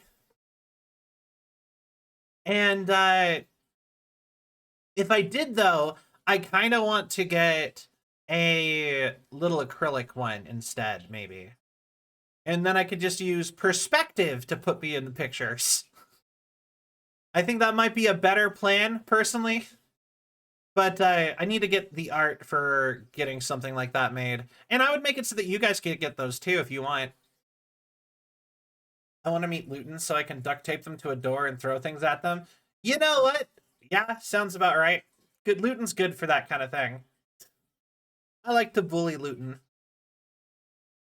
Cardboard Sylvie going to a retirement home? Yeah, a little bit. Yo, wait. Yo, Nemesis, do you like murder drones? I love murder drones. But yeah. Actually, I've been trying to talk Syl into getting a cardboard cutout too. But I almost got her into it, but she is much more interested in potentially getting a acrylic figure than that, though. I want to cut out of Sully going Super Saiyan for research purposes. What color would I even turn? Would I still turn yellow? You just want, like, blonde Selvie? Rose? So what, Super Saiyan Teal would be like, so teal hair turning Super Saiyan would go rosé. Be like pink, like Goku Black. I don't know how I feel about that. Legendary. I actually, at one point, I thought it'd be fun to do a Halloween thing that I thought would be really good, where I actually just was perfect Cell, and it was just me cosplaying as Cell from Dragon Ball Z, but or at least getting like a piece of art of that. But then I never actually went through with it. But it was an idea. It was gonna be just like Cell, like a teal Cell from Dragon Ball Z instead of green. Just make it teal, and just be like, haha, it's me, perfect Cell. Have my hair in a ponytail coming out of the top instead of like the crystal gem thingy he has up there, and just be like, haha, with my face. Sounds like something Cooler would do. Super Saiyan Teal sounds like a real form. Yeah, a little bit. But yeah, no, I like the bully Luton. Luton's good to bully. But yeah, Dragon Ball. I like Dragon Ball. But yeah, wait, did you know Cell has hair though? Cell has hair? No, he doesn't. I guess his eyebrows, maybe? Right? Cell, or Perfect Cell.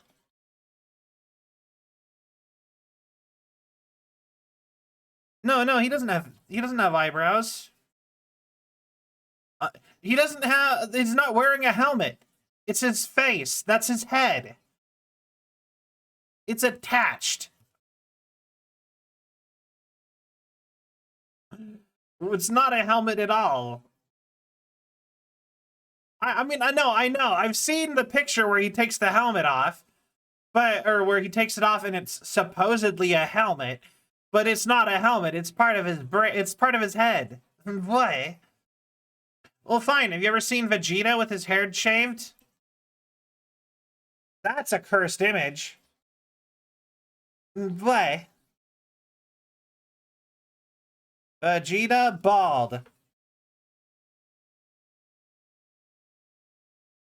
Like, if you actually follow along with his hairline, he looks ridiculous bald. Like, his head just keeps going up so far. And Nappa going super... That's just his mustache going up.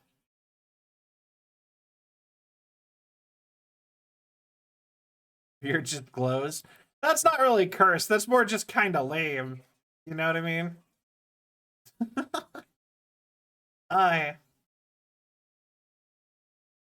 This cancer thing is pretty strong, Kakarot.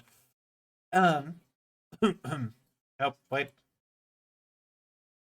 But yeah, that is something I genuinely really want. I want to get little acrylic cardboard cutouts that you guys can buy if you guys want them.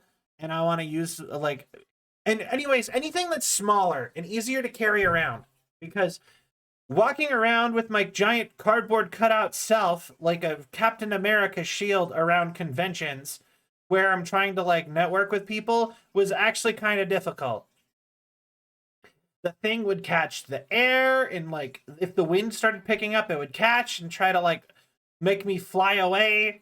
And, you know, it would bend constantly and get more and more messed up, and, you know, it was kind of just a pain to, like, if I needed to, like, use the bathroom, I needed to have a friend hold it for me.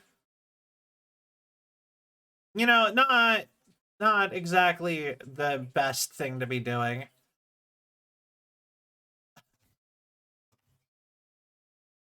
I am hilarious, and you will quote everything I say. Hey, Vegeta! What is it, Nappa? Hi. It's a Chaozu! I'm not a Chaozu! Wait, I'm not a Pokemon! I'm a Chaozu! I'm a Chaozu! Look, Vegeta! It's a Chaozu! Hey, Vegeta! You, Namekian? Too strong? Explain, now! Yeah, I'm a big fan of Dragon Ball Z Abridged. I love Dragon Ball Z Abridged. Like I said, I really want to be on Takahata's show at one point, but I'm afraid I'm not funny enough or entertaining. I don't think I think fast enough, and I don't know. I'm not experienced with any form of improv really. Like I can't even keep in my own character for very long. Like I'm so bad at like maintaining my own branding. Huh. This feeling, pride in someone else. Unfortunately, it's shrouded by this unyielding rage. Yeah. I love Dragon Ball Z. Dragon Ball Z Abridged and Dragon Ball Z are great.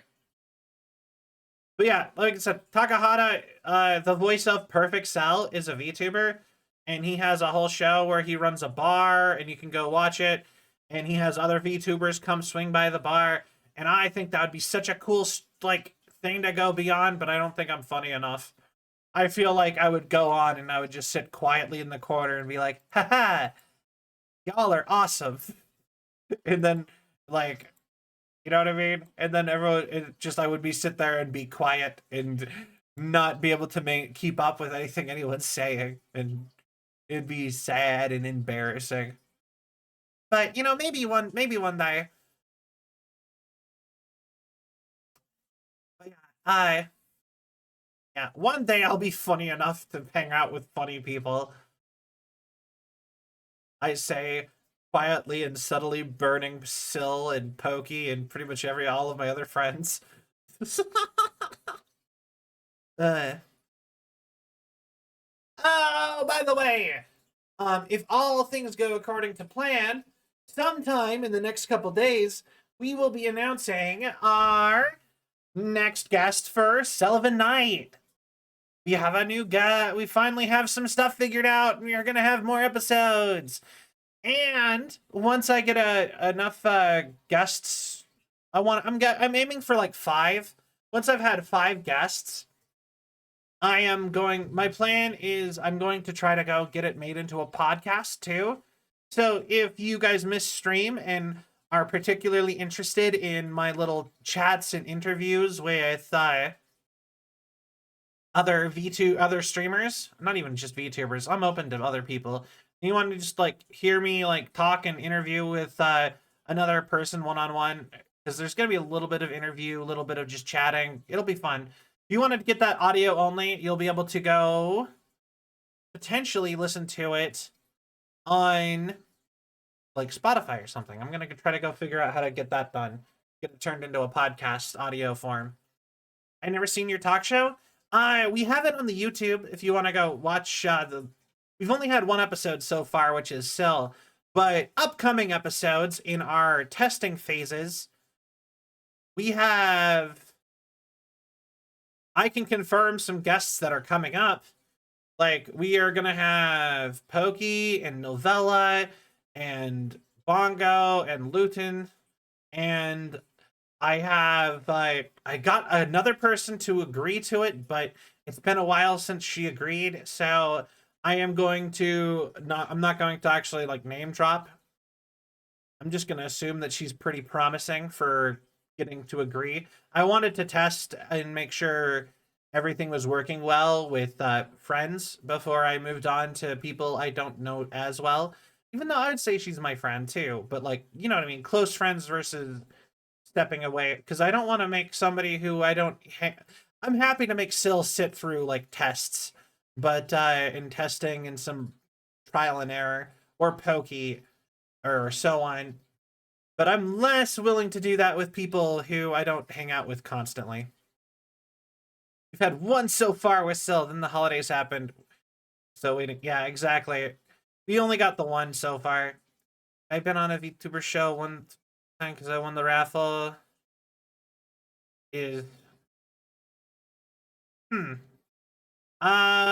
mean, I don't know about the Firebug part, but I'm pretty sure the 2077 is Cyberpunk related, is a Cyberpunk reference.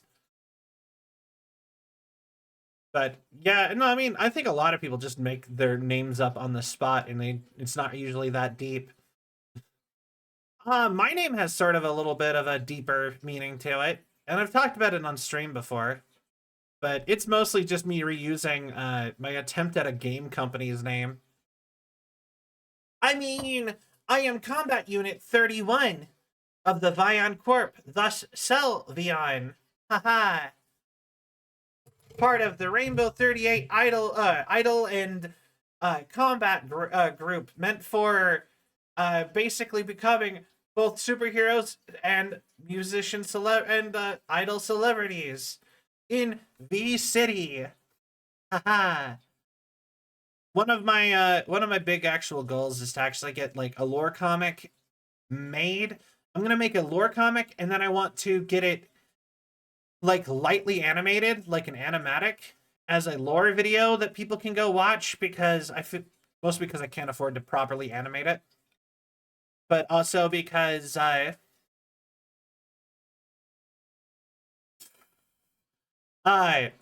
yeah, I want to get like it properly like the lore available for people, so that if they want to, or just so that people can know what it is, such as like so many of y'all don't actually. I've had that questions about the lore a couple times, as if I haven't, and I'm like, I'm pretty open about it, but it's also like, it's really, there's nothing about the lore that's like forefront because of budget constraints. But that's like a big plan in the near long term. I want to at least have some issues of some like pages of the comic out. It's your OC, which is cool. Yeah, like that's what you do with VTubing. You, for like cool VTubers, write lore. Sell.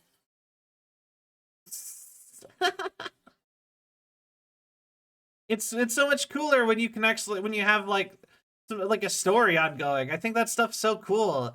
I love. Okay, to be fair though, my like biggest inspiration for getting into VTubing is Iron Mouse. So she has like an semi-ongoing, or she used to have a semi-ongoing plot about all of her like models and forms that updated when she got new models. So, and they like the whole Android. Yeah. Well, thank you. Like I said, I actually have lore written up. I just don't have it in a way that you guys can read it or experience it. So, I need to get it to be more of a thing for you guys that you guys can appreciate. Like, we don't even have the TTS assistant of like the data link, which is what in the lore you guys, the viewers, are, because Cell is too lazy to actually set up a TTS bot, because apparently it's really hard. But like, you guys want to see what you guys lore wise are, which is, like I said, you guys are data links, so that makes you these little virtual assistant guys. Y'all, wait, no, that's not OBS at all. This is what you guys look like. Ah, stop being big. Bad OBS. This is what you guys look like. And this is all set up. This is like the display image, obviously. But this is the this is what you guys canonically look like. So you guys are these little floaty hologram orbs. And you guys take on traits of your user, but this is the default version. And the whole idea is they're kind of like chows from Sonic the Hedgehog, where the more that you guys use them, the more they take on your traits and resemble you. And they're like little virtual assistants, but they also kind of act as your surrogate online for stuff like attending live events and stuff that you can't make it to, but you still want to attend. It's like a whole thing. It's like they're a product of Vion Corp. But yeah, this is supposed to be the TTS mascot, and it's supposed to pop up and talk. And yeah, y'all, this is what y'all look like in the lore. And I'm supposed to have like a little floaty one that's with me at all times. that is supposed to be you guys, like as a whole generally. But and it's like kind of like follows me around like a fairy from Zelda, but that does not, we do not currently have that. Although I actually did draw up what everyone, a lot of my friends and stuff would look like. Let me see if I can find that somewhere. Well, random one on fire at Lamau, we know who that is. Just need a commission to draw me up so I can finally get so gosh darn cute. Yeah, so like I said, I drew them at one point. This is I did a stream where I drew them. Let's see if I can find it anywhere. Where did I put it? A lot of people posting art. I don't want to. Not there. Doobity doo. Where did I put it? Where did I put it? Did I delete that? Maybe. I hope I didn't delete them. I know where I can get pokies and stills in there is pretty easy. Oh wait, no, it's on. I have it on Twitter. That's a way easier place to get them. Hold on. Okay. Twitter. Unless I deleted them there. I deleted it there too? Grrr, fine. We'll look at that one. Okay. Sorry. I am like so unorganized. I'm so sorry. All right. Opening thing. There we go. I have to open Krita, which is my art program. And like I said, I made them basically with the equivalent. I made these with a mouse. Like, because my art tablet's pen is broken. So, they're not going to look very good. I will just say it straight up now. This was just a random stream idea that I had. Let's see. Burrito.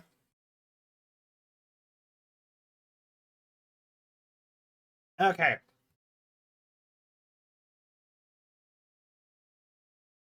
There we go.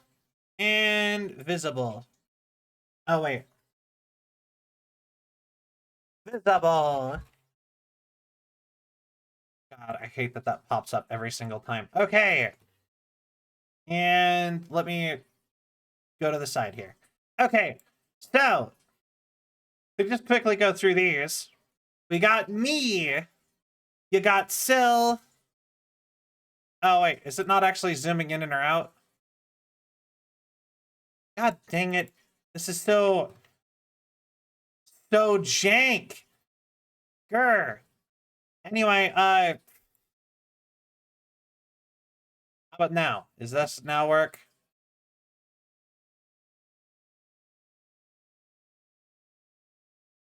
Okay, wait, one more time.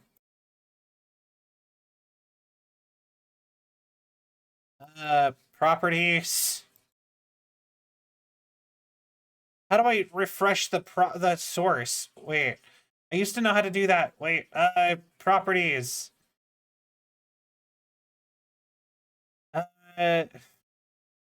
Whatever. Okay. So, starting from the bottom, I guess. Okay, starting from the bottom left, we have me. Then you got Sil, which apparently I have since accidentally moved some of these over. So, me. I don't know if you can see that I adjusted that. So, me. We got Sil. We have Pokey. This is Lumichu, my friend Lumichu. This is Viper Nest. This is Chonky Senpai. This is Novella. This is actually, this is a better, up here is a better version of Viper Nest. This one down here was my first draft, and then I went and looked at them again, and I'm like, I could do way better in it's not cool of me to like put so little effort. You know what I mean? I didn't put enough effort into Vipers, so I redid it, and I thought the new one looked a lot better. But anyway, novellas. We got Lutens. This one right here is Lutens. I have to go off of OBS instead of the actual Krita because I can see the cursor and it's different than where it is on.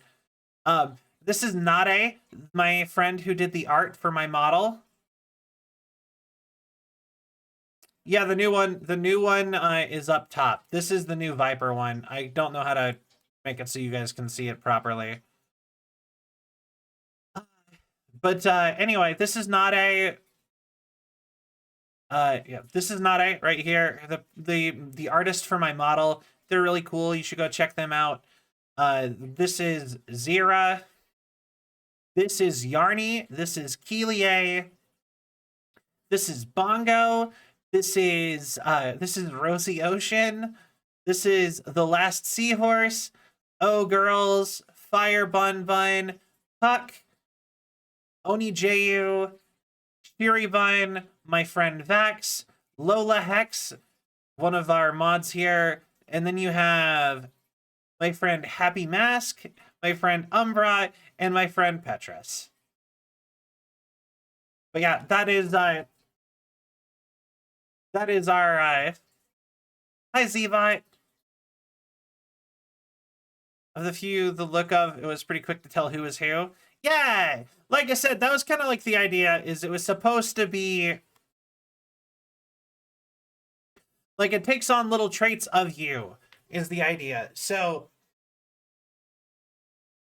your dataling is supposed to, like I said, be like your personal assistant and like also your representative. It's like having a Chow and or a fairy from Zelda.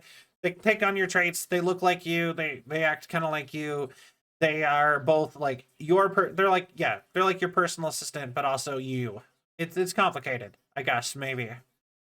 But yeah, like I said, I made those all in. I made all of those in Krita with a mouse when I did not have a art pad, and I literally made them really simple so that I could do a ton of them. So, but the idea in the lore is that you all have one, and that is what you watch me on. That is what I see when I look at you guys. So, you guys, so in lore, you guys would be a studio audience of just a ton of little glowy orbs that I'm looking at. Hey, modding. So, what are you modding? Modding can be pretty frustrating. I am still suffering the nightmare of trying to get our Minecraft server, modded Minecraft server going.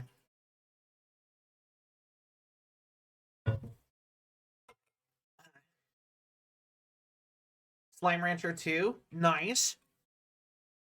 Yeah, I want to get more art with the datalings in the in it. The only art I currently have with any datalings in it is my offline screen. Which, if you guys not seen my offline screen, it's pretty great.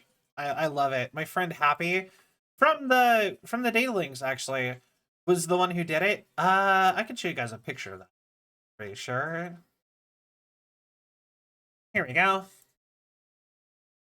Every time! Why is every picture so big compared to OBS? But yeah, here's one of my only pictures with a data link in it. I love this art so much. And if you come by my channel when I'm not online, this is what it looks like. Me just Yamcha pose dead next to the my computer. While my personal data link is like, hey, you okay, man? You doing all right?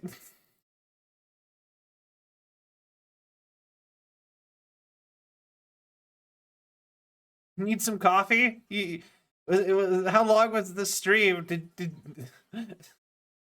Yeah, I love it. I think it's so cute. But yeah, I want more art with the datalings in it, but I sadly can't afford to like pay for my own like art commissions that often lately. So, you know what I mean? So otherwise, I would have tons of art coming out all the time of little things, and when I'm commissioning art, I would make sure I got datalings and stuff around. But yeah, and also I don't feel like I can criticize. I don't feel like like if people do fan art, I can't be like, hey, why no datalings? You know what I mean? That's not okay. I have to be like, I have to just, you know what I mean?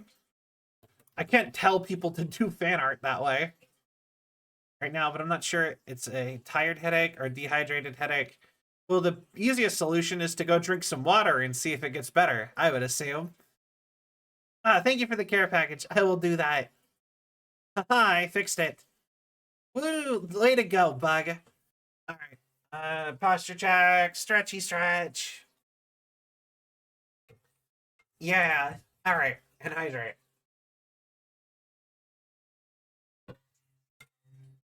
But yeah, I would really love it. Like, part of the idea with the datalings, and part of why I was like, for a while, I went down a thing where I'm like drawing them and versions of what I think my friends' datalings would look like. Obviously, they're technically not the canon dataling because they would probably have to choose that, I would assume. Because I kind of wanted to encourage y'all to make your own dataling sonas or whatever if you want. You don't have to. It was an idea I had that I thought it would be fun, a little fun thing for you guys. I thought about trying to make like this is an idea I had that I haven't done anything about, but I would think it'd be really cool to make like a Flash game of like a create your own dataling and put in stuff from like my friends' designs. So you can make my friends' datalings if you want, or you can make your own. You know, like those old like outfit dress up games that they used to have on Flash. But Flash doesn't exist, obviously. But I'm just like, you guys know what I'm talking about, right? I don't know how you would do that, but I'd want like some like simple web browser little programmy thing for that. And I thought that would be a really fun way to do something like that. But yeah, obviously there's a lot of problems with that. I don't know anything about programming or anything, so I don't know how well any of that would go or whatever, blah, blah, blah, blah, blah, blah. But yeah, so that's an idea I had. Take that as you will. And yeah, canonically in my lore, everybody else exists just doing their own thing, and they all have little dataling companions that look like them. So that they hang out with. So, yeah. Boy.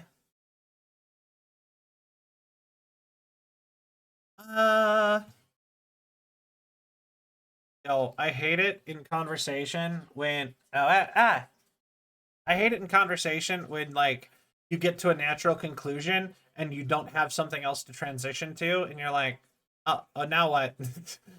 Like, a little bit.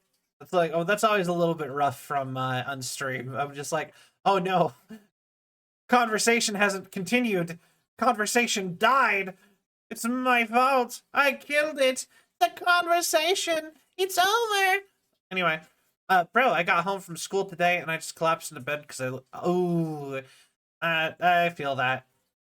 I was like that on Saturday and Sunday because for like 4 days in a row, I got 3 hours of sleep.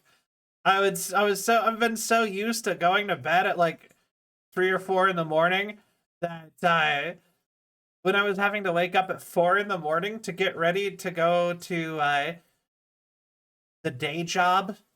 Ooh, the day job. I was waking up an hour before. I had to wake up at 4 a.m. I was waking up at 3 in the morning, having gone to bed at like 10 o'clock, 11 o'clock. So I go to bed at like those times, and then I sit on my phone for a couple hours, and then on my phone, once I'm off my phone and in bed, it takes me an hour or two to fall asleep. So like every day I was getting like what, 2 or 3 hours of sleep, waking up at 3 in the morning, be like, oh no, I can't sleep again. So go get up at 4 when my alarm finally actually went off to get all ready to go to be at work at 6 in the morning. Oh, it's the worst. I think whoever decided that work needed to have set times is evil. Why can't I just show up and do the thing when I'm able to? Wah. Still using my vacation programming, so my sleep schedule is basically reversed to what it should be. I feel that. Actually, if I don't have anything going on and I don't do steps to prevent it, I have, what is it called? An asymmetrical sleep cycle.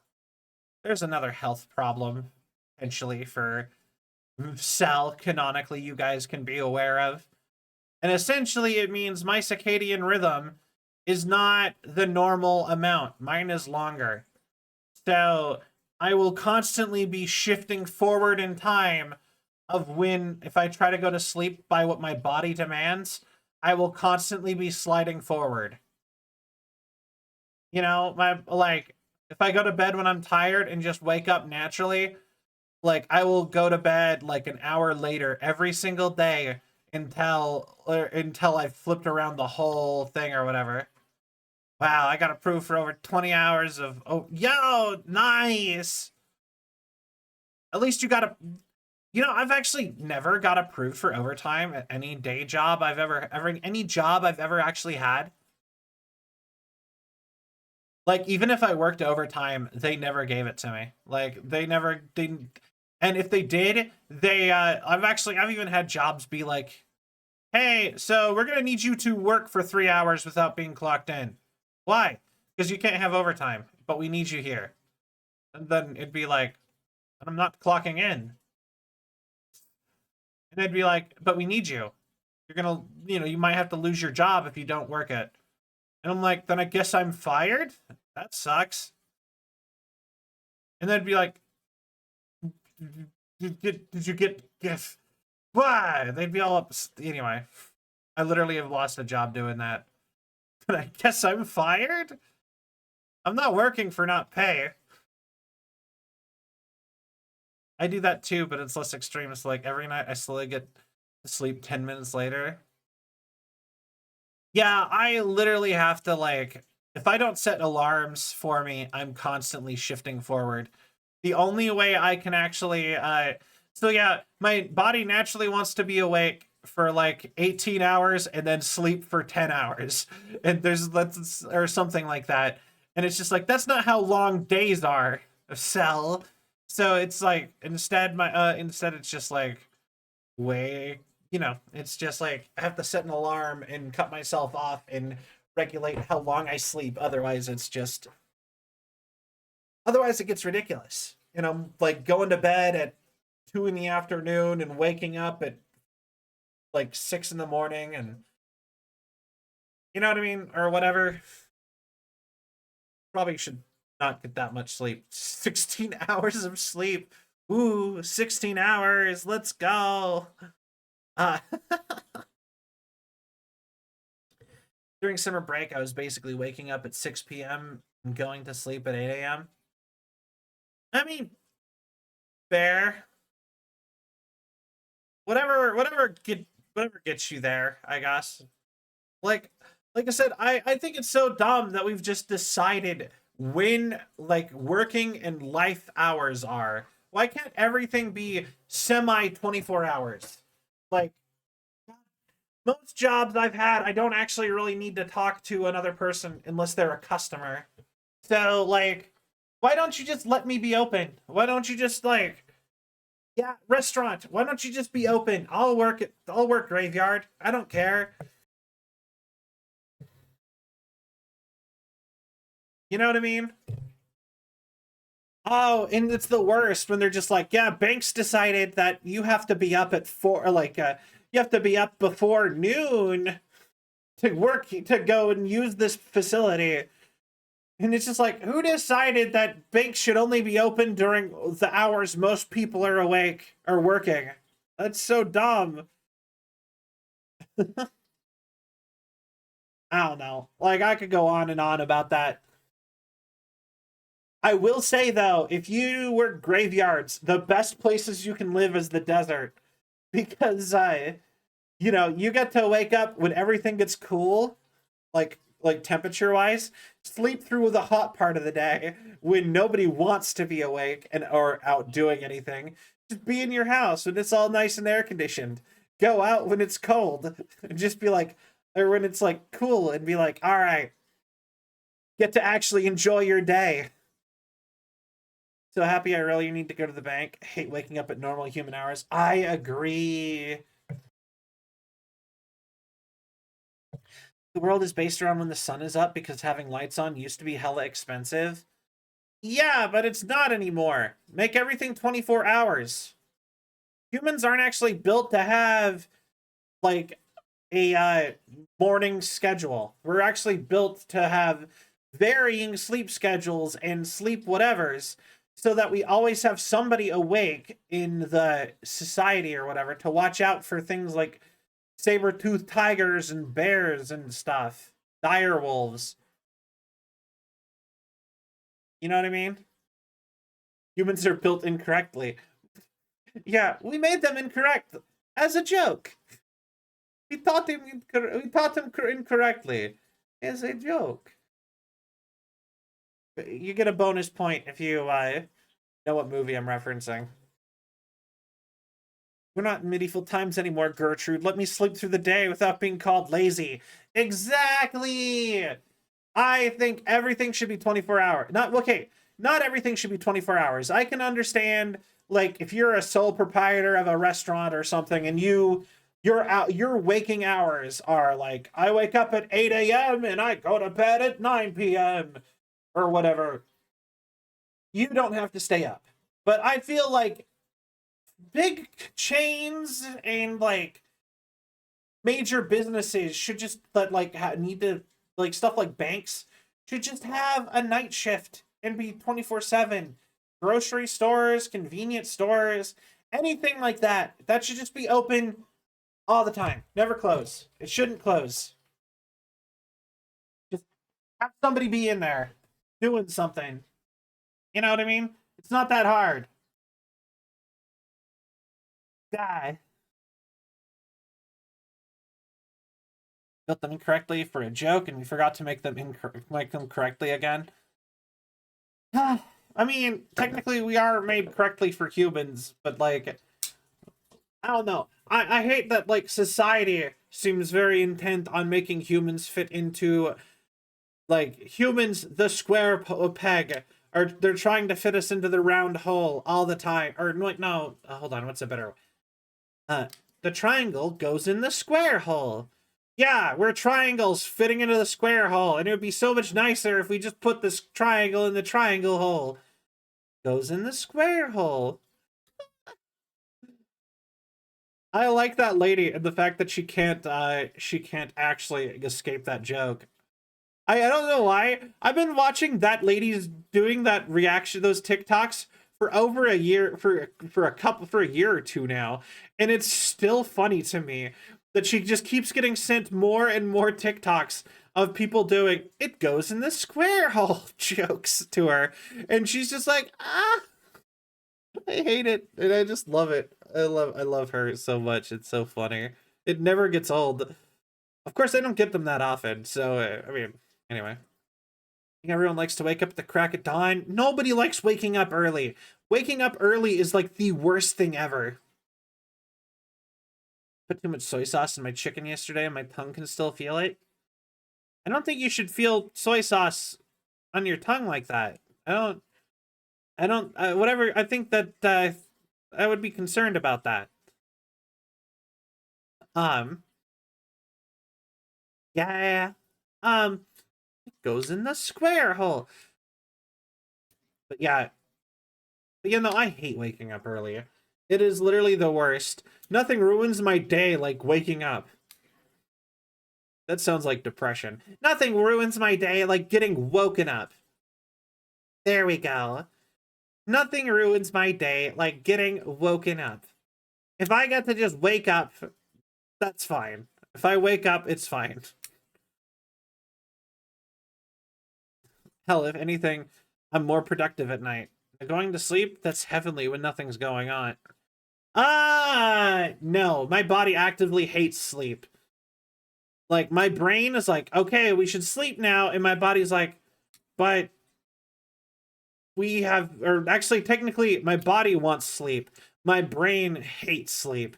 My brain, which is different than me, my brain is always like, but I want to keep watching, blah, blah, blah. I'm not tired. The worst part is that I don't really feel tired until I am sleep deprived. I'm like losing sleep. I'm sleep deprived, yeah. So like genuinely, just do not feel tired. Apparently that's an actual thing with autism. It's got a name, and essentially it just means that your body tunes out all sensations under a certain level because it does not deem them necessary or whatever, and so you just genuinely do not feel anything, which might be part of why I didn't know what thirst was for most of my life. I was always hydrated enough that my body was never screaming at me to drink water. It's always just like, okay, we're fine, you know what I mean? We're fine. But I just thought I had insomnia. But yeah, essentially it's just your body ignoring sensations, or your mind ignoring sensations and signals your body sends it. Or worse, it receives them and your body doesn't know, and your brain doesn't know what they are. It's just like, you feel something. And I'm like, what is it? What is it, Lassie? Do I need water? Am I hungry? You feel something. Am I tired? Am I low on some nutrients? What's going on? Something. I swear to God. Like, I would kill to have like gauges like on a car that just were like, yeah, you're low on food, you're low on water, you need to pee. Or whatever. Well, the pee one is pretty easy to remember. Like, I know that one. I'm good with that one. But the other ones, you need sleep, you need food, you need water. Stuff like that, you know what I mean? You're low on vitamin C. You need to get back into a good range. I would kill for that. Like, if you could get that as an actual, like, I wouldn't even care if that's if that has to be public. Like, if that had to be like a tattoo on my arm or something that changed and like would tell me, I would kill for that. That'd be so nice for life. When that happens, my brain says screw it and sends down my spine. I normally get this feeling in my stomach, and it's just like, need, and I'm like, need what? And it's just like, need. I would describe like that. It's just this like sensation of need something, and you're just like, what? Please stop. Either let me actually know what it is or don't. Yeah. I need a video game UI. Yeah, well, 100%. I would kill for a video game UI. Like I said, give me some status bars. Do I need vitamin C? Do I need water? Do I need food? Do I need sleep? Give me all of those. I want to know what they are at all times. Where I'm at in my like bars. How much I've used. How much I need. Can I run on empty for a little bit? All right, bug. Good luck. Yeah, would kill for those. I hate trying to figure out what my body is trying to tell me most of the time. You know what I mean? It just, because, like, I don't know, my brain just doesn't register that stuff. And apparently, like I said, and apparently that's a common thing with people with autism, like on the spectrum. So I guess I can go ahead and feel good knowing that I'm not the only one who's fucked up.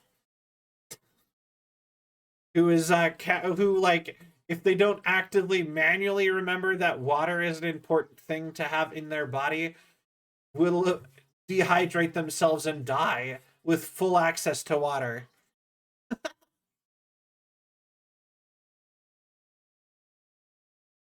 Like, genuinely, I would be, if we were suddenly turned back, like, out of society to, like, caveman days or something, I would probably just die for unknown causes. You know what I mean? It would just be like, oh, why did they die? We don't know.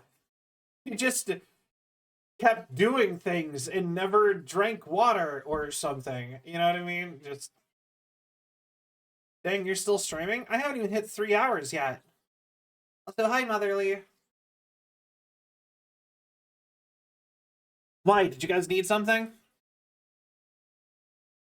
But yeah, no, my minimum amount of time is 3 hours. There's a not zero chance that I will go much longer than that. Or as long as conversation's still going, I will keep streaming. At very least. Did not mean to do that. But yeah. Speaking, I don't know, not speaking of, if I was a caveman, I'd die of dehydration or lack of sleep without even realizing that I needed those things. Exactly! Legitimately, I basically had to get taught to drink water. Isn't that insane? That like, if you, like, imagine that, like, people, like, they just assumed you would know to drink water. What if I didn't like water? Like, obviously, you have to know that you need to drink some amount of water. But, like, I would 100% be the caveman or whatever who would just, like, I'm fine. I'm good on water. I'd rather wait for us to get another buffalo and have a buffalo steak or something. And then just casually walk until they died of dehydration. Why do I feel so bad? Just like, I don't know. Are you sick? I don't think so. Maybe maybe I'm sick. Give me medicine, maybe. Eat, like, herb. That didn't help at all. Die of dehydration. Completely surrounded by water. Yeah. But, water, water everywhere, but not a drop to drink. I think that's from the movie Waterworld. I know it more from Kids Next Door. I found out that Waterworld is just like Mad Max but wet, apparently. Yo, if you guys ever watched the Close Enough cartoon by the creator of Regular Show, one of my favorite jokes from that is still just he's like, I'm making a video game. It's all about climbing ladders. Okay? Let's go. And they're all playing it. And the one enemy in the game is, oh no! It's the disembodied head of Waterworld's Kevin Costner. Blah! it's just Kevin Costner's head from Waterworld flying around eating people. It's just like, why is that the enemy in the ladder game? What? I don't know why, but random humor like that always gets me. I just, something of, like, if something doesn't make any sense at all, it's funny. I love it. I think Bobo has irreversibly damaged my sense of humor from when I was a child. You know? During one class, I can go through an entire bottle of liquid because I'm bored out of my mind. I can feel that. I've done that too. Yeah. Sometimes, you just need to buckle, lace up your bootstraps, buckle up, and do anything else but work for 6 hours until it's the last second and you have no other option but to do it all in one go and half-ass it. Yeah. All right. But yeah. I was terrible at school. I was constantly doing everything the night before on zero sleep. Literally everything. Yeah. Waterworld's Kevin Costner. Oh yeah. Uh, who cares if I can remember what a mitochondria it? Okay, so like the thing is though, is that like school is important, and I feel like a lot of people, especially when they're in school, do not feel like it's important. I think when you're in school, you're like, the social part's important, but that's the least important part.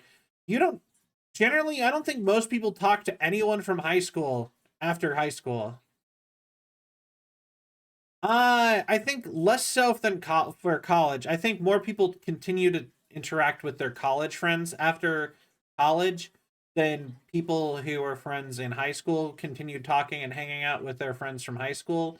But like anything social that happens in high school doesn't matter ever, and it never will matter. It'll be long gone and have no consequences for the rest of your life, which is significantly longer than high school. But knowing those things can be important. You know, but not everything is necessarily important. Epcot, thank you for the care package. I will do that in a second. Well, actually, I'll do that while I can. I'll just do it right now. Stretch. Posture check. Hydrate.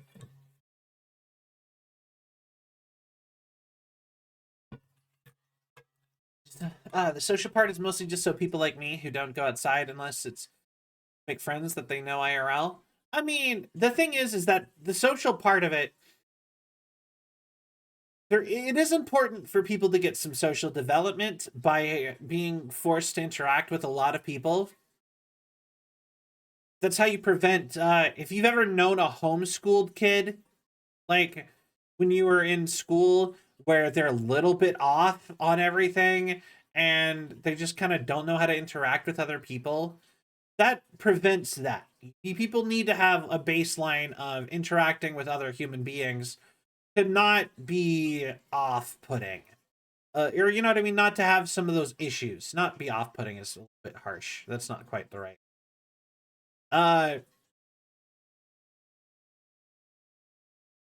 Anyway, so you know, like, but the actual social interactions you have in school do not matter at all. You can throw all that away, basically. And I think it's important. I think it should be more important for that to be established for children, for kids, probably, is that it doesn't matter. It will not impact the rest of your life, odds are. Like, don't sit and stress about that.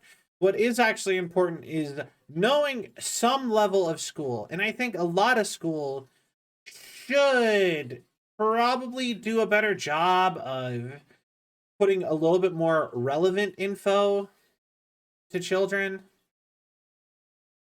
Like, I think it's important for people to the baseline of humanity to know things like germ theory and like the basic history of their country, at least their own country. You know, the rest of the world would be good too, but at least their own country.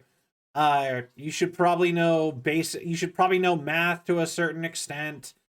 I think the point of algebra apparently is to not actually teach you algebra.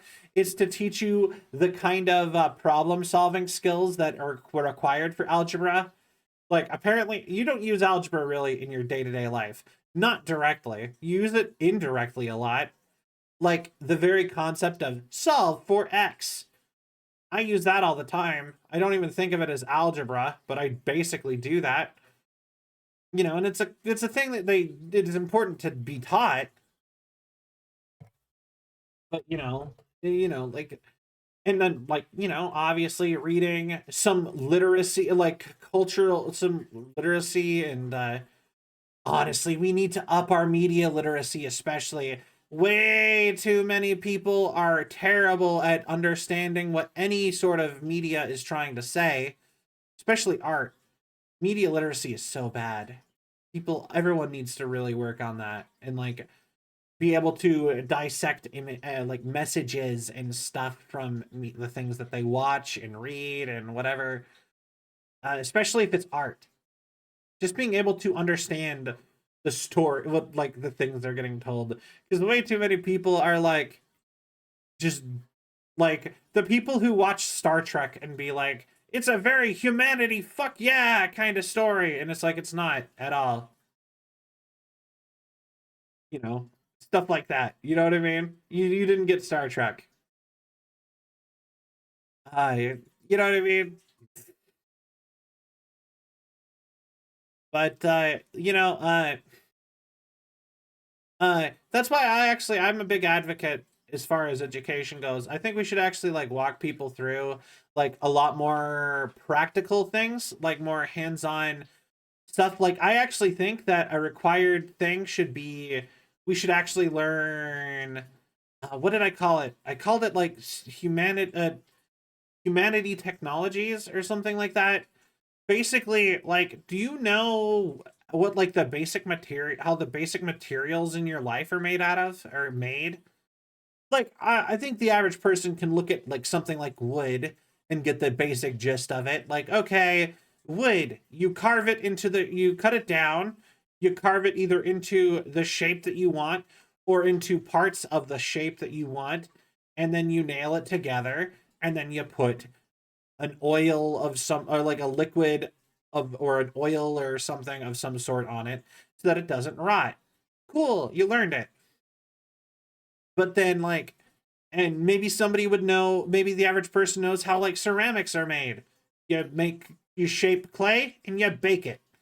But do you know how fabric's made? Like, you wear fabric every day. Like a significant amount of the objects in your life are covered in fabric. Do you know how that's made? Like, actually know how that's made? And not just now, like, what happens if like the apocalypse happened and like you were one of the last people on Earth? Could you make yourself a shirt? Or, pants? Or a bandage? Would you know how to do that? Probably not. And a lot of people are like, it's not necessary information as part of society. But like, I feel like there's like, and obviously I think the more complicated information is necessary for everybody to know. Like, obviously not everyone needs to know how to be like a nuclear engineer or something. But like, I feel like everyone should have a basic level of like, could you know how to make paper? Do you know how to make, do you know how some like basic metals are made, or do you know how to make, you know what I mean? Even if you'll never use it, I think stuff like that is important, because also I think knowing that stuff can actually lead to people learning how to, and inspiring people to make and come up with new ideas and inventions and stuff. Because like you learn how to make fabric, and maybe you look at some newer stuff. I'm going to use fabric as the example. Maybe you'll look at, so you learn how to make fabric in school, and maybe you'll look at a newer thing that you saw and you'll be like, oh, why don't we make fabric out of this? Because it should work with the same process. And now, ooh, maybe you just now invented like bulletproof clothes that are as light as regular clothes or something, so on and so forth. Like there's things that's important. I think it's actually like, I think that kind of stuff is a good thing for people to know. I don't know. I think school is important. I just think like, I think learning is important. I think most places are not good at teaching, and are not teaching all the right things. That makes sense. Yeah, in my opinion, how much someone learns is tied to how interested or how much they're enjoying the lesson. In history classes, talking about real world issues and historical events.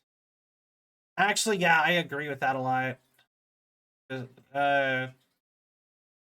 I like, I actually, when I was in school, I got taught American history like 4 or 5 times, and it was in the same fast forwarded sort of manner. Like, and a lot of it was wrong.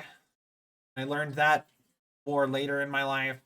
But I got taught the whole like, the Pilgrims showed up in the 1800s or whatever, or 1700s, and they founded America and blah blah blah blah blah blah blah.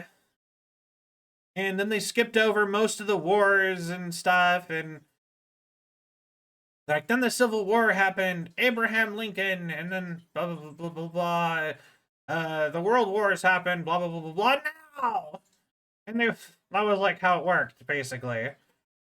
And they did that like 5 times. I did that in 4th grade, middle school, twice in high school, 4th grade, wait, hold on. 2nd grade, 2nd grade, either 4th or 5th grade, middle school, high school, and college. I got taught American history. They made me go through those classes that many times. And actually, high school happened twice. We did America-centric world history. So we would talk about, we did world history, like the entire world, more like a broad history of Europe, basically.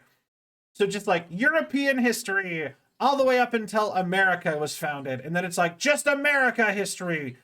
We're done talking about other countries. This is America. And then it was like, and now. It's just like, okay. In England, I'm not sure about America. We have a lesson called PSHE. I didn't have any. Well, we have sex ed that teaches you. Hilariously enough, in my school, sex ed also taught stuff about drugs. So it taught you basic health stuff. It taught you sexuality and gender. Well, sexuality stuff. They actually did go into that. Gender was still completely off of it, but I'm not in the most progressive of areas. And then they were like, here's a picture of every single drug that is known to humanity. Don't take them. Make sure you like sniff them so you know if other people are doing them. Take a good look. And they had like a big briefcase and things that you could like touch or smell them. And I'm like, you just like taught kids how to find drugs. Why are you doing this? That's like the worst thing you could do. You should just be like, don't do them. You're like, what? It's terrible. Like once a fortnight, we have a lesson dedicated to stuff like that. Yeah, we had a whole semester. We had to go. Every single student had to sit through. But yeah, about half the class was, you guys are going through puberty. This is what this is gonna do to you. And you're just like, okay. And they would literally just pull out all of the boys for one day and just like, you guys go play basketball in the gymnasium. This week it's all about the girls. And they would tell them all the stuff that was happening in puberty for them, and then they'd be like, okay, girls, go play in the gymnasium. This is all about the boys. And you'd go to class every week and it would be just the boys, and the teacher would be like, now I'm gonna say the word penis, and if any of you laugh, you're getting detention. And it's just like all of these high schoolers like, oh god, no, sweating bullets like the Key and Peele meme. Oh no, not that word. Anyway, yeah, it's yeah. And so you took like a week of 2, just be like, this is what puberty is going to be like for you guys. And then it was like sexuality stuff and safety stuff for like a couple weeks. And then it was come take a look and sniff every drug known to man. It's just like currently known to man. It's just like and it's actually statistically, that was part of the DARE program, if I remember right. And when I was an adult, they finally did research on how well the DARE program worked, which is like dare to say no to drugs or whatever. And it came out that apparently making every single kid in America know what all the drugs look like, including stuff like sniff them, just actually increased drug usage. Like, it did the exact opposite of the point of what it was supposed to do. You were better off having people wonder what drugs were. Like, what are all the drugs?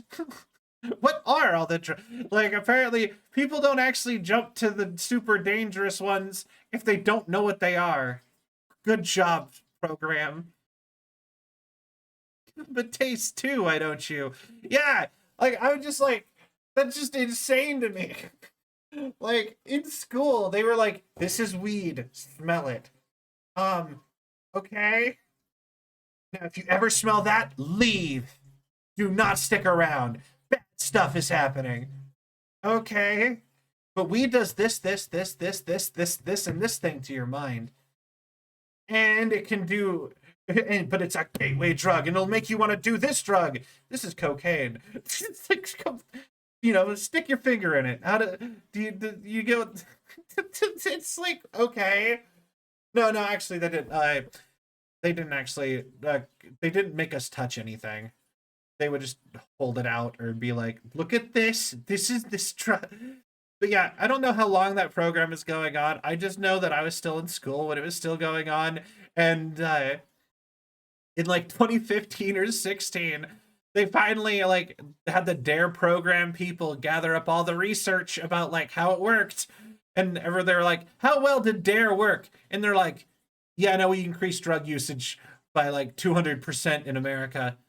And then the government's like, "What?" And they're like, "Yeah, we showed kids all the drugs and how they were bad, and drug usage went up 1,000,000 times, like 200%. And it's just like, why? We told them it was bad.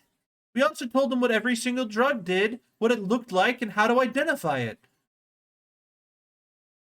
Yeah, that was real smart. Now all the people who are like, who knew somebody who did drugs is like, oh, this is what that looks like? I want to try this one. That sounds fun. Or whatever. It's just like, yeah, so bad. So bad thinking. So dumb.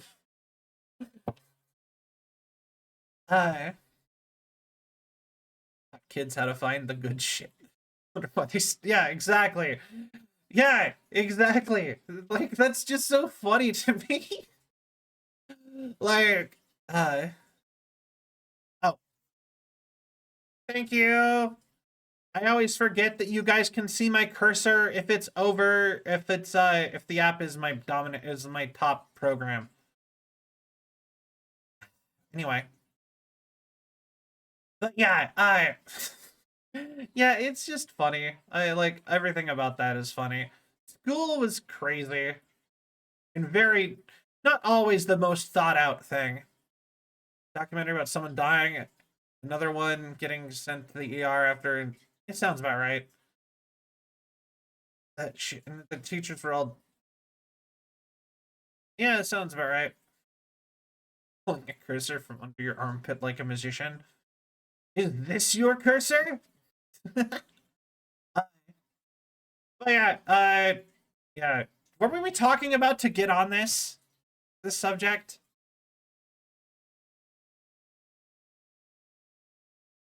DARE was a gateway program.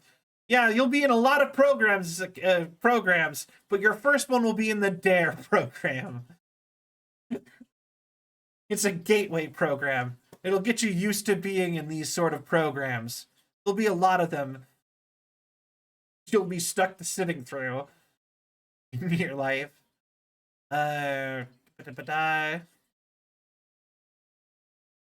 Interest in learning? Yeah. Oh, no, silly. It's one of your tangents that just sit and listen to. Fair. I mean, that's why you're here, basically. This is how I be entertaining. I hope I'm entertaining, at least. But yeah. Yeah. But yeah, school.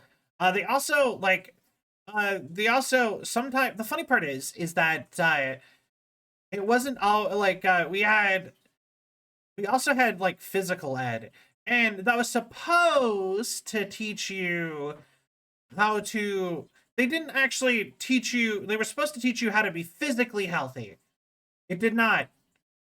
Instead, they taught you how to play sports games, and if you don't like sports, they never really went into why you need to like be super athletic and exercise regularly, or what it does for you to be super athletic and exercise. They never go into that. Instead, they're just like, all right, do 20 push-ups now. And you're like, and then it's hard. And then a lot, this is me talking from the experience of me and a bunch of people. So you show up to gym and they're like, all right, get naked in front of a bunch of people. And you're like, uh-oh. So you go into the locker room and you get naked and get into the outfit they give you. And you're like, here's your shorts and your shirt, and now go exercise. So you do that and you go exercise. And hold on, I think I'm speeding through this a little bit. It's like, okay, here is your clothes. Go change in front of everyone in class, basically, of your gender. And you're in puberty, so you're just like, oh no, that's terrible. Especially if you're not a perfectly straight person. So now you're just like, this is, I don't like this. Something's going on, and I don't, and especially if you're in a conservative area too. You're just like, something about the idea of boys potentially seeing me naked is bad. Let's not do that. So then you go change in the bathroom, and everyone's like, haha, they changed into bathroom or whatever. And I know multiple people who had this issue, for the record. It's not just a me thing. And then you're like, okay, let's go exercise. And you're like, okay. And they're like, 20 push-ups now. Okay, but why though? They never tell you what muscles it's working out or why you have to do it. They're just like, this is a push-up. You do it. You do 500 of them or 50 of them. And then you do it until you're tired. And they don't care if you can't actually do the numbers that they're throwing out. They, in fact, the gym teacher will come and yell at you usually if you are unable to keep up with it, if they're paying attention. And then they'll be like, all right, now run 50 laps. And you're like, okay. And then you go and run laps around the arena, around the gymnasium. And then you're like destroyed, tired by that point. Or at least a lot of people are. If you're like an indoorsy, I like to play video games in my spare time kind of person like I am, you know, you run 10 laps, you're dying. You're like, and then they're like, okay, now we're gonna play dodgeball, or we're gonna play basketball. And then all the other kids will be like, oh yeah, I saw you exercising. We don't want you on my team. You know, or everyone just like tries to hang out with their friends. And then you're like, okay, now you learned a game, but as an adult, you're not gonna go play basketball. Well, you're probably not going to go play basketball, and you're very much not going to go play dodgeball or any of those school sports that only exist in school, like dodgeball, flag tag, blah, blah, blah, blah, blah. I could go on. Big Bertha. I actually really like Big Bertha. Big Bertha was fun. I don't know if you guys all called it the same thing, but Big Bertha, they had like a 10-foot tall giant beach ball, and they put you on little skateboards, and you slide around a basketball court, and you have to have your hands on the handles on the sides of your little like square skateboards. And with your legs, you have to move yourself around the entire basketball court and basically play volleyball by kicking this giant 10-foot tall beach ball across like a very like a badminton net, basically, or either badminton or volleyball net, or I don't know. It's like yeah, and it's just like you just kick it over the thing, and since it's so light and full of air, it dies. And I just remember that game being like the best day because it was actually fun to like kick off the walls and go really far. But yeah, no, it was terrible. It was like, but they didn't tell you why you needed to exercise regularly, what it does for you. They were just like, exercise now, do lots of physical activity now. And every time, like, they didn't talk about muscle groups, or they didn't talk about stuff like heart health or lung capacity or like how when in your life that stuff, like they don't talk about how important it is or anything. They never go into that. And like one of my biggest regrets as a child, like growing up, was that I never exercised really. It's like I even if I like they do go into diet a little bit. I will say they go into diet more in like elementary school, but it's not part of physical ed. It's not part of PE. In fact, I think I got more out of like good diet out of sex ed, which is more weird if you think about it. Because I know they sat and talked about that in sex ed, which is like, well, why is that in sex ed? Like, that doesn't make sense. Anyway, but yeah, it just like I don't know, everything about that just is like you didn't explain anything. You're just like, okay, go run, children.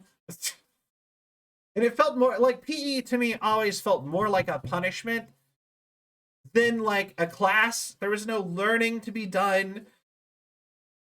Like retroactively, I learned some stuff. Like when I learned more about the importance of exercise by having not exercised and having some, needing to go do that more. The fact that I like, oh, I know how to do push-ups properly and blah blah blah blah blah. I learned that in PE in school, right? So that's good. But like the thing is that they never really go into like any of the other stuff with it. It's just like I was just like, yeah, can't wait for PE to be over so I can never do this again. My body has had all alarm lights blaring since I'm here. Oh, I'm so sorry. PE feels like a punishment is the most true thing I've heard all week. It did. It always felt like a punishment. Honestly, I think if they really want to do PE, like physical education, I think it should actually start in a classroom. They should talk about the muscles that you're going to be working on, the muscles and organs that you're strengthening, and then they will give you workouts like at a gym. And they should have had, instead of having sports be my primary focus, because you know what? I think everyone, even children, look at sports and are like, this doesn't matter. It's just fun. And it's even if it's something you could do as a job, it's like, this doesn't matter. Then you would have less people like me who are like, yeah, I can't wait to never do this again. Oh, I needed to do that. It's an adult. Needed to keep exercising. But yeah, but it should have been like, today we are working legs. So to do legs, we need to do we're gonna do run to work on the leg muscles. We need to do like running. We need to do we're gonna do cardio. Everyone's gonna run and or do the best their close or the run or their equivalent, and we're gonna or we'll end it with that. We're gonna give everyone like so many reps with squats or something, and then you guys are gonna just run for the rest of our time, so on and so forth, like something like that, and like explain what everything does, and you'd have to do that every single time. And I would have cut sports entirely out of PE. I would have been like, here's how to be healthy. Here's some basic gym stuff. You need this in your house to live. And you need to do so much exercise every day. The Pacer Graham fitness test is a multi-stage aerobic capacity test. The only fun thing in PE was when they had some sports academia weirdos put us into human Yo, that's hilarious. I never got to do that. This doesn't matter. It's just fun. It's a very autistic thing to say from my experience, because a lot of the non-autistic people I know more importantly than work. Yeah. Actually, I know way too many people who genuinely thought going into sports was their only route of being remotely successful in life ever. Like the only way I can not be like live in a trailer when I'm an adult is if I go join the NFL. Or whatever. Yeah. I knew some people who are like that. I bet you money none of them actually joined the NFL. But none of them have played sports in several years now. PE could do more walks and physical labor stuff, like raking leaves to teach kids to do everyday stuff. Actually, yeah, I think it should teach you. Actually, mixing in actual like day-to-day labor with exercise and teaching muscle groups and what you're doing and how to identify, like how to balance like real world activities with exercise and knowing how much exercise is a healthy amount and stuff like that. Food, that all would have been way better things to teach us than just to make everybody go, this is how you play a sport you'll never see ever again, or this is how you play, we got to learn the fundamentals of basketball. In fact, I would pay more taxes right now to get sports removed from like educational curriculum. I actually would do that. I would pay more in taxes to have it removed. It's an excuse for teachers to find someone in fit shape, put them on a sports team so they can gamble on your success.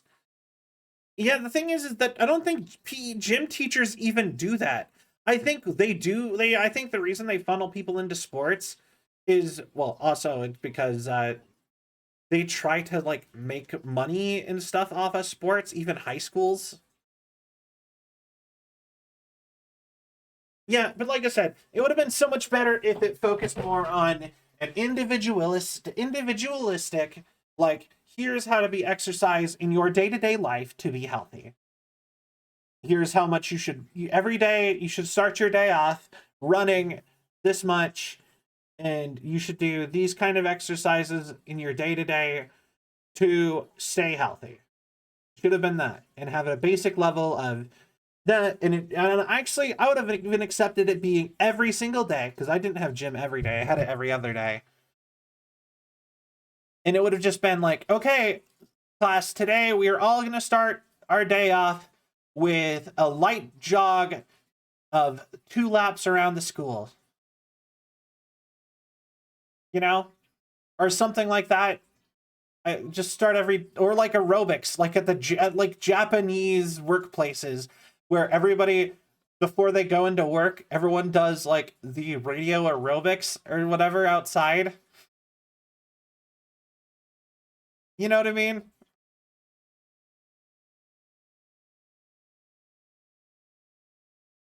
So just like, yeah, just something like that.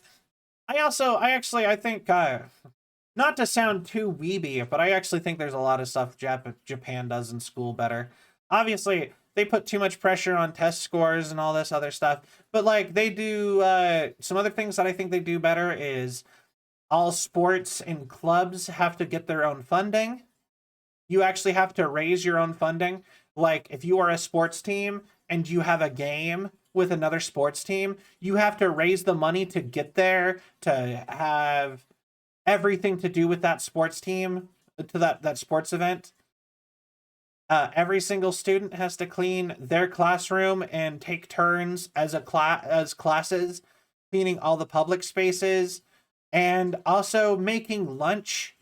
Like, you actually have to make lunch and serve lunch to other people, and they have statistically proven that it psychologically makes you more respectful of public spaces and other human beings, to especially people who do stuff for you, to have everyone have experience doing that as mandatory in school. Like everyone has experience cleaning public spaces up after everyone else. Everyone has experiences serving food to other people even when they're unhappy with what they get.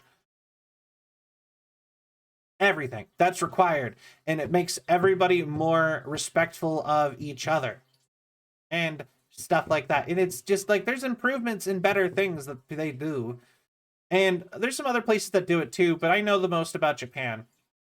Like literally, as far as like countries Cell knows the most about, obviously number 1, America, I live here. Number 2, probably Canada, because it's very similar. But number 3, Japan, very easily. They're Japan or Britain, and then it's Japan and Britain and maybe Australia are all fighting for 3rd place. Taking notes from my Utopia world building.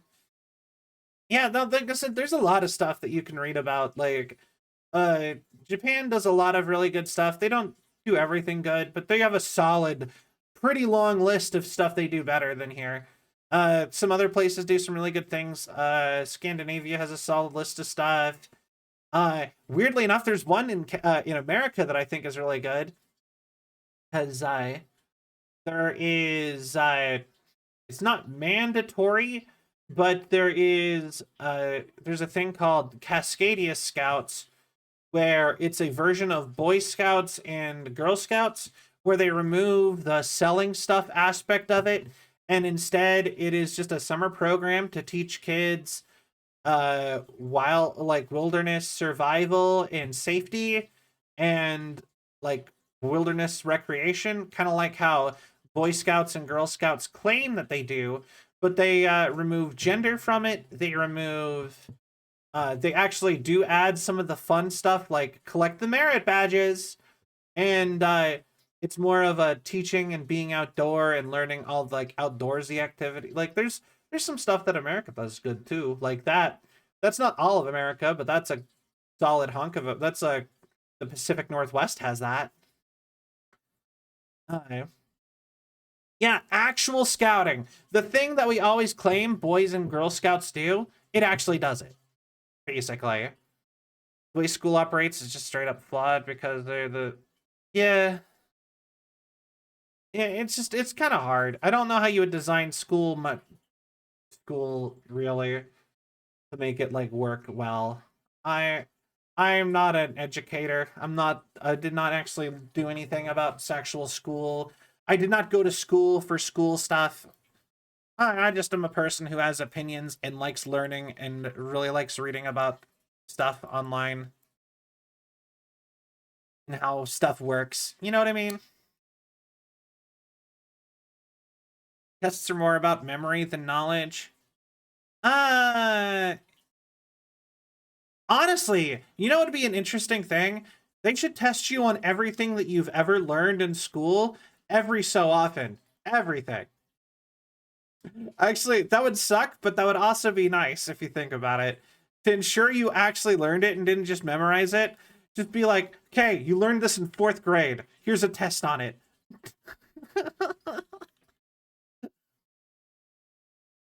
Just like, I know you're a senior in high school, but do you remember how to do 4th grade algebra? Or fourth grade fractions? Right now. On God, can you do this? Can you do this thing that we taught you? If not, you have to start over. You have to go take that class again. But the thing is that if you were regularly having it happen from 1st grade on, like 1st grade, kindergarten on, and like it was just happening regularly, like, oh yeah, you took this class 6 months ago. Do you still remember it? Or whatever. Like, that sounds terrible, but I think if they regularly did it, it wouldn't feel so bad. That system would piss the Daily Blue Collar Man off so quick.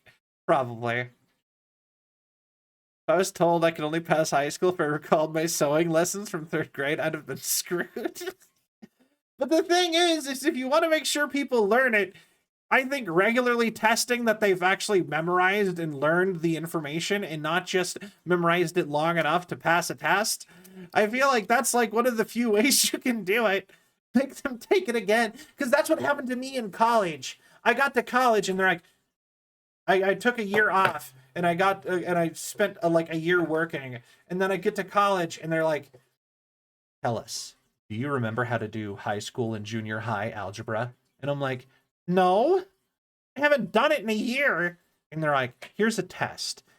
If you succeed, you get to go into college. Get to go do college math. If you fail, you are going to be retaking high school math once again. And I'm like, no, I am not doing. And it was like the world's shittiest game show. And the worst part is that I failed math in high school and had to retake one of my algebra classes in high school. So I ended up having to, and I failed. So I ended up having to take basic algebra, algebra 1 in high school 3 times because of college. Who wants to be a millionaire? You know what they need to teach? I messed up the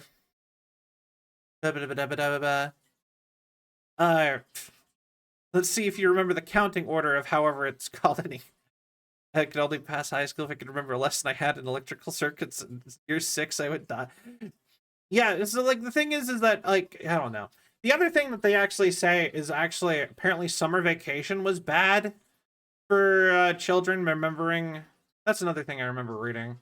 That supposedly summer vacation is actually really bad for students people retaining information between year and year, and that realistically summer vacation should be like 3 weeks, and we should just have like year-round education with like a winter break, a summer break, and a spring and or fall break of 3 weeks each, and that kids should just stay in school more consistently.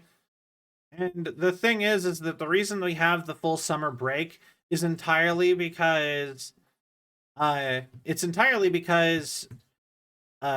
back in the day when the school system of America first got built, people still mostly worked farms. So you would need to go in the summer to go till and water the soil and blah blah blah blah blah blah blah.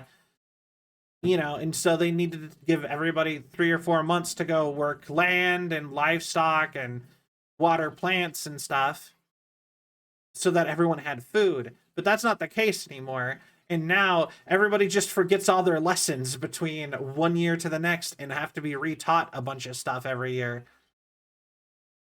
Summer break should move to winter instead because England got too damn cold to expect students to function during it. I could see that. Big hey, bad for you though. It's a stress relief for the opportunity to start making some money. Or yeah, the thing is that like if the point is to educate people, the thing you actually need to like, it's bad for you remembering and retaining that information. Bye, Mac. Enjoy your gyoza. We'll be right back. I don't think they're like leaving. I think that's just gonna step away to the kitchen type of thing. But yeah, they say that like supposedly if you go like to have summer vacation, you forget a bunch of the stuff that you were taught in the year. And that summer vacation is good, but it should be less long. It should be like 3 weeks. And I can see that being the case. Like -2 degrees right now. How am I supposed to do lessons like that? I don't know. I think more places have heaters than places have air conditioning.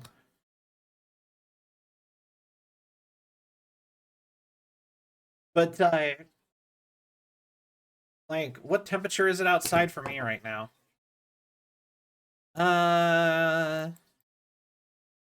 Temp outside. Right now, it is 30 degrees Fahrenheit. Or, for you, for the Europeans, -1. But yeah. You have heating, but you'll be damn lucky if they turn it on. Fair. But, yeah. Not me being finished and wishing it was -20 more. Fair. It used to be, the town I used to live in, it used to hit -40 at night. And it would just like, and I used to go out in t-shirts and stuff, walk to like the nearest convenience store and like get drinks and stuff in -40 at night. I wouldn't do that anymore, but I used to have to deal with that.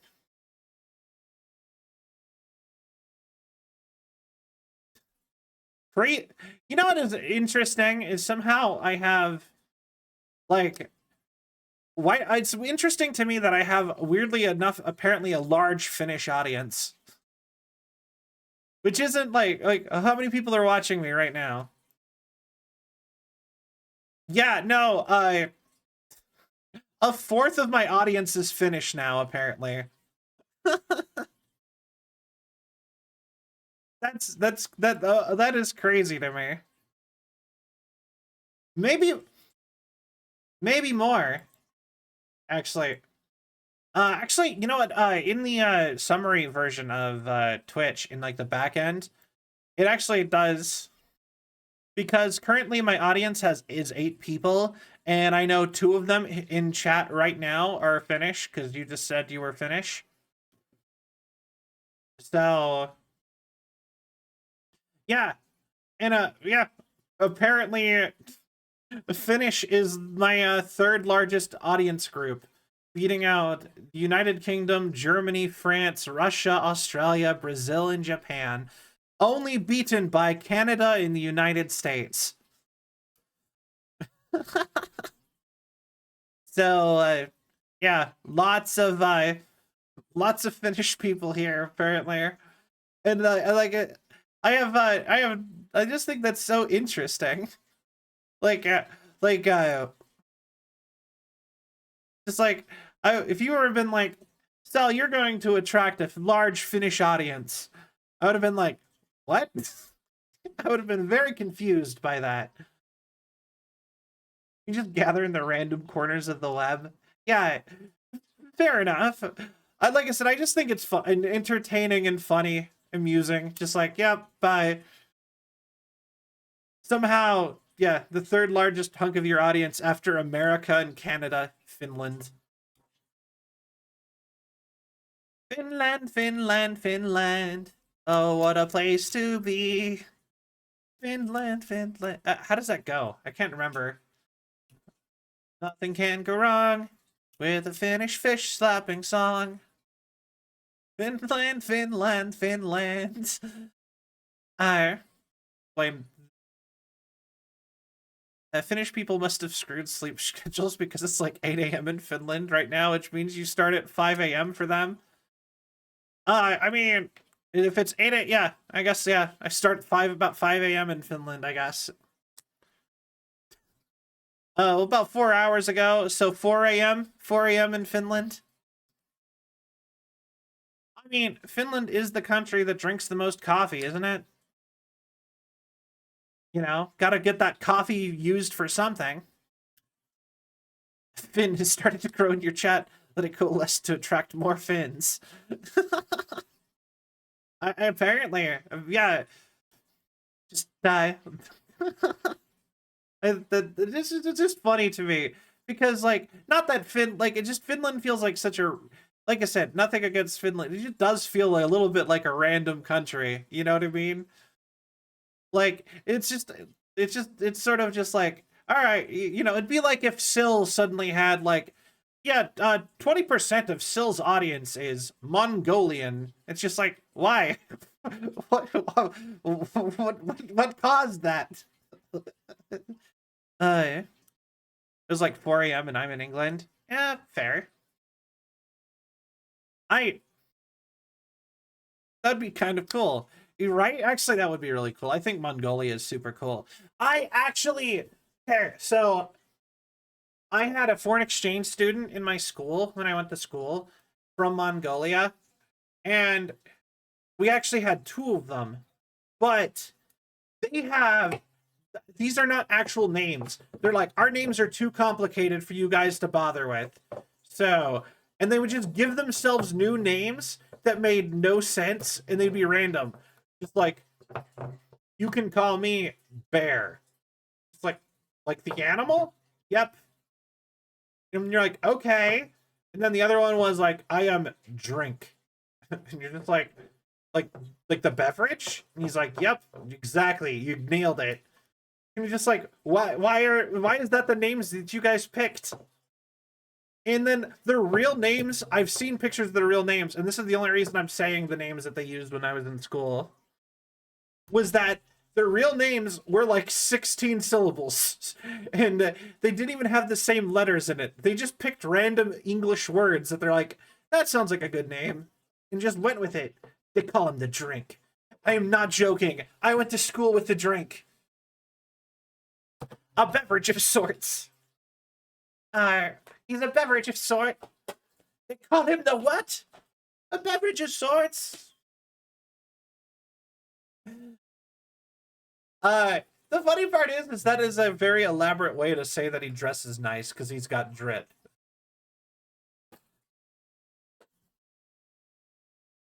Oh, that guy right there? He's a cool glass of water. Oh, what's his name? Drink. Oh my god, that's great. Yeah, no, he was a super cool dude. Actually, I had friends who have actually gone and visited him in Mongolia. I wish I would have done that. I didn't know him well enough, but he's more like a friend of friends. I never actually hung out with him all that much. But yeah. Yeah, my name is BRZYSZCZYKIEWICZ, but you can call me Spoon. Yeah, exactly. That is exactly how their names worked.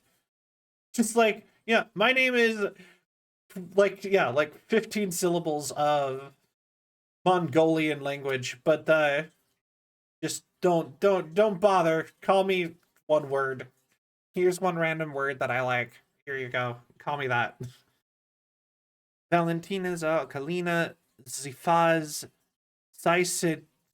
Sysida Bohertz Ambigo Bila Blue Stradivari Talent Pierre Andre Chartan Hemos Ivanonici Valdeus George Deutzel Kaiser III.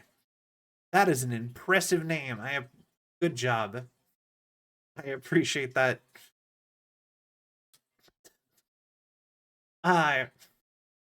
Don't hesitate to call, but you have to say the full thing.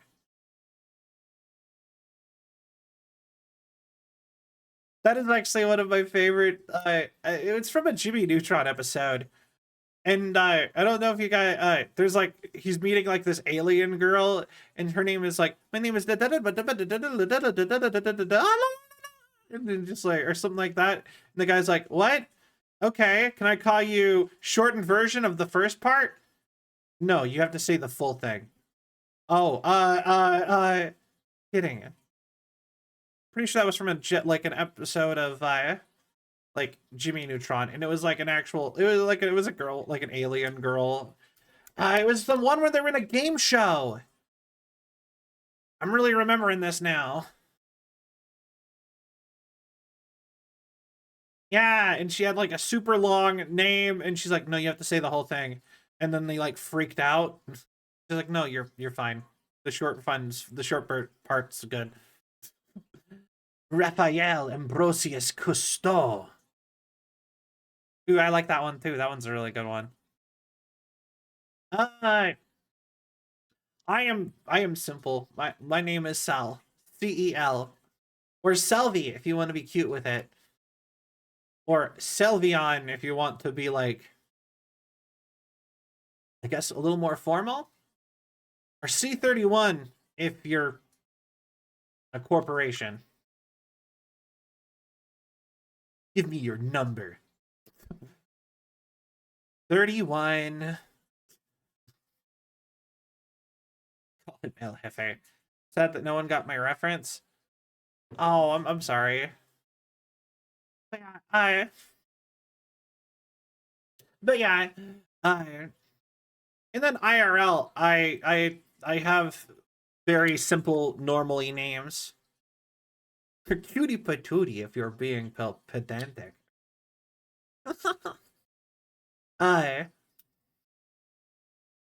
Actually, no, that's a good pickup line. Hey, my name is Sal, but you can call me cute. Eh? Eh?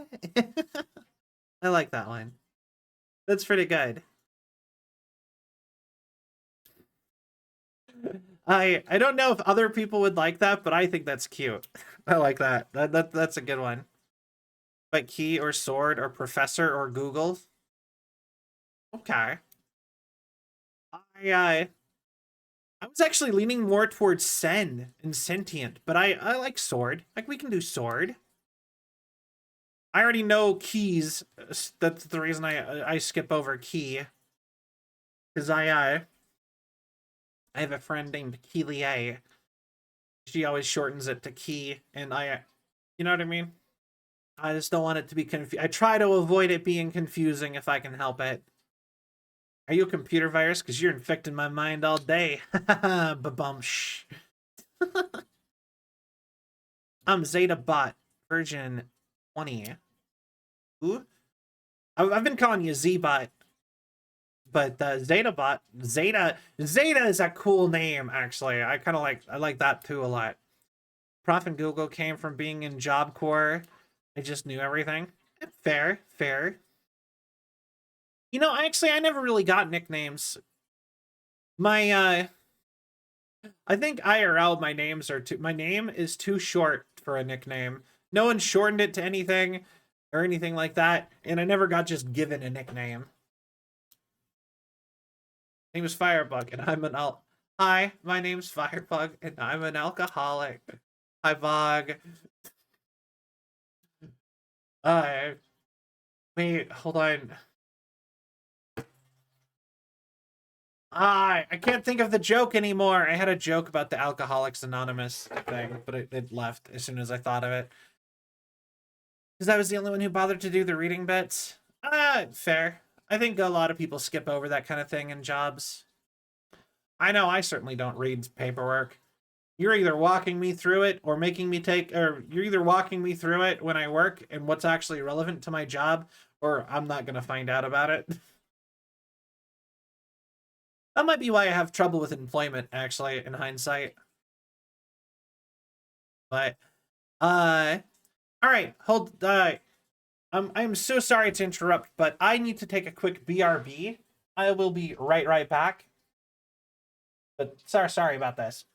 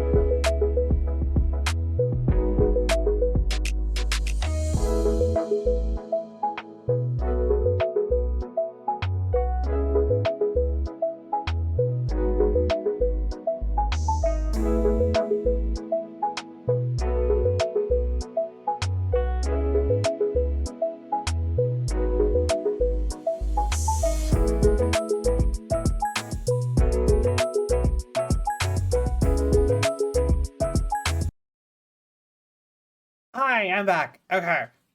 I was actually, IRL, I'm actually like 6 foot tall, but I am the shortest of my friends. Well, okay, I'm not counting Sil in them, but, like, of my, like, friends that I grew up with, I am the shortest by a lot.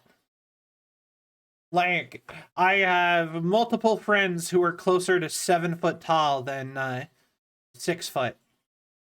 And like as a 6 foot tall person, I thought I was average height, and apparently all I had to do was leave my little small town I grew up in, and I suddenly discovered that I'm tall. I'm like, I don't like that.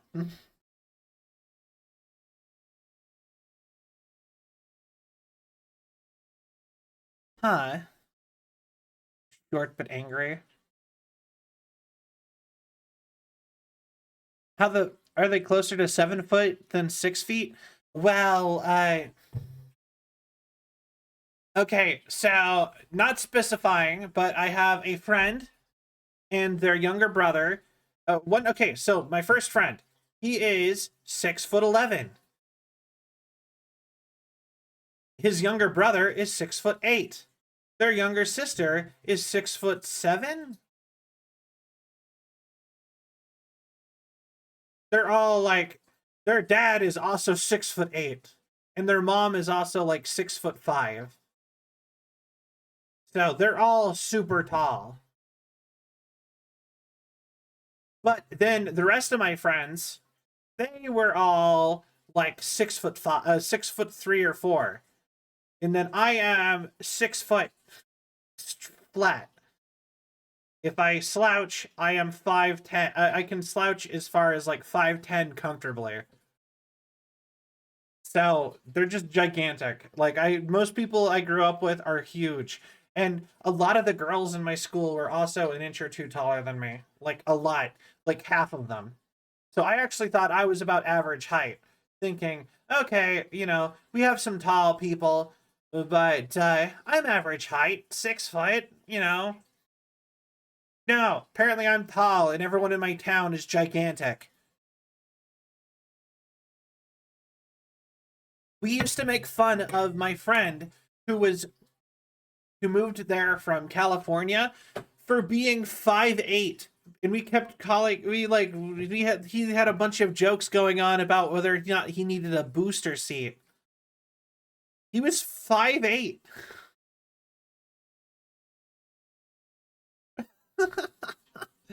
Like, not even joking. He was like 5'8". That's like, if average height is 5'5".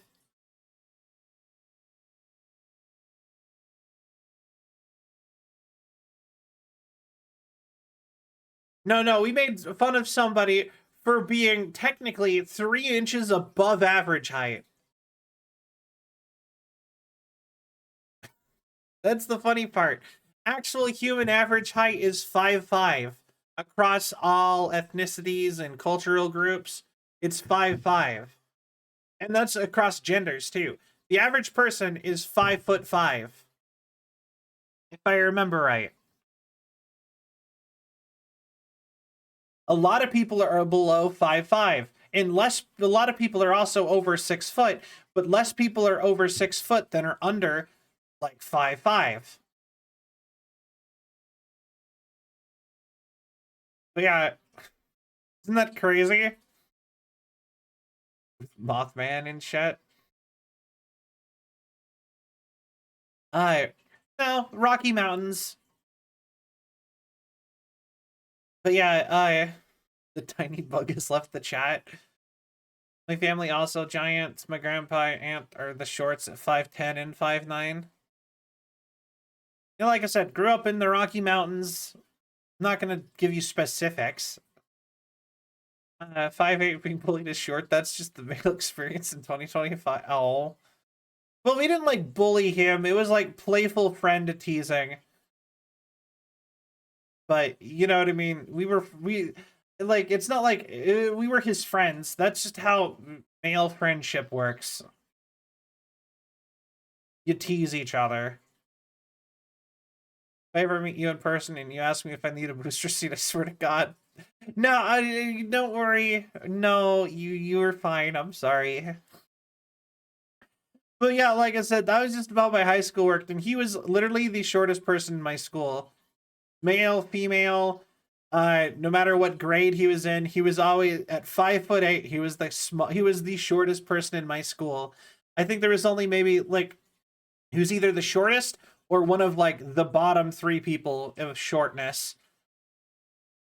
And I just, yeah, he was like he was around like 5'8", 5'5", somewhere in there. And I'm not even that tall. I'm 6 foot tall. There's plenty of people taller than me. I just, like, and I see them around. I see plenty of women the same height as me. Plenty of men the same height as me or taller. You know, it's not like that uncommon. I just think that it's funny. Just like everyone, like I hear so many people talk about it, like it was so unheard of that me thinking 6 foot tall was a normal height. But the more I talk to people from other places, the more I'm like, damn, guess we were all tall apparently. And I thought I was short, but apparently I'm also tall. Although I would rather be shorter personally. If I could pick my own height, I would be like, I think I would be like 5'5", 5'3", something like that on the shorter side. Here, Vegeta stance. I want to be a Super Saiyan. I wanna. I was 5'8", the shortest person in your school. I swear, there's people. Yeah, no one was that short in my school. Like 5'8", 5'5", and it was a guy who moved there from California. He was the shortest in the school by quite a bit. Most of the girls were, I think there was only 1 or 2 girls who were about the same height as him, and then everybody else was taller. Risk for uppies. I'm sorry. But yeah, no, like I said, he was just the shortest kid in school. And there was a there, like I said, it was just everyone was taller. I don't know what to say to you people. You people. But yeah, but yeah, no, canonically I am a petite 5'5". Canonically, lore-wise. Yeah, ignore the things I was just saying. I'm 5'5". The perfectly average human height. Designed so that I can fit amongst humans for standardization.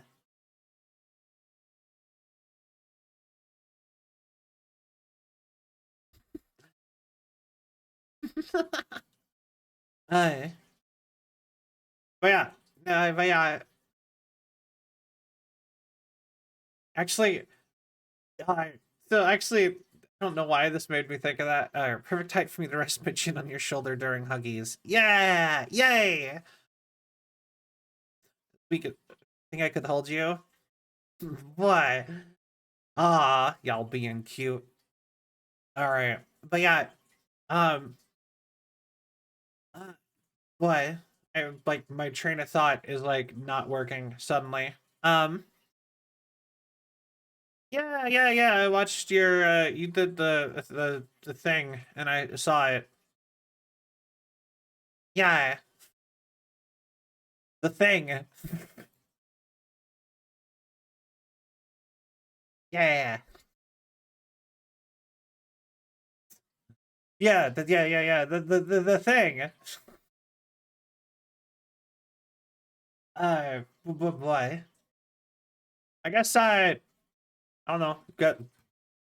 Guys got games on your phone? Yo, let's go. Not getting in trouble is the best. Play of game. So pog. All right. Now I'm like, do you want me to switch to a game at this point? I can. It's like so I told Sil I wouldn't play more Silent Hill until she can watch. Actually enjoying the chit chat. All right, fair enough. But yeah, I do have a game I was gonna have like sit and switch back and forth between it and Silent Hill. I want to, like I said, I do want to start regularly doing just chatting streams. Because like when you look at like all the big streamers, that's the majority of what they end up doing. They usually sit and just chat for like 2 or 3 hours for like like somewhere between 1 and like 3 or 4 hours. And then they switch to like a game for a little bit. And then a lot of the time they'll switch back to just chatting. And so I'm always like, I don't know. I try to take notes on what other people do.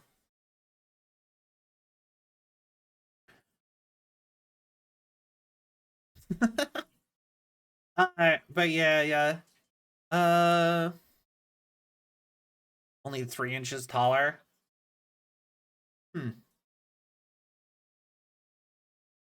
But I will say, I think some of the whole, like, I thought everyone was about my height. I think some of it is also just, it's hard to eyeball height.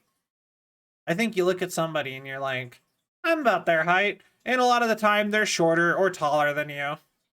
And I think that's actually kind of hard to actually, like, truly eyeball. You know? I think you actually kind of have to actually have measurements a lot of the time to really visualize who is taller. That's why everyone does the back-to-back height measurement thing to each other all the time.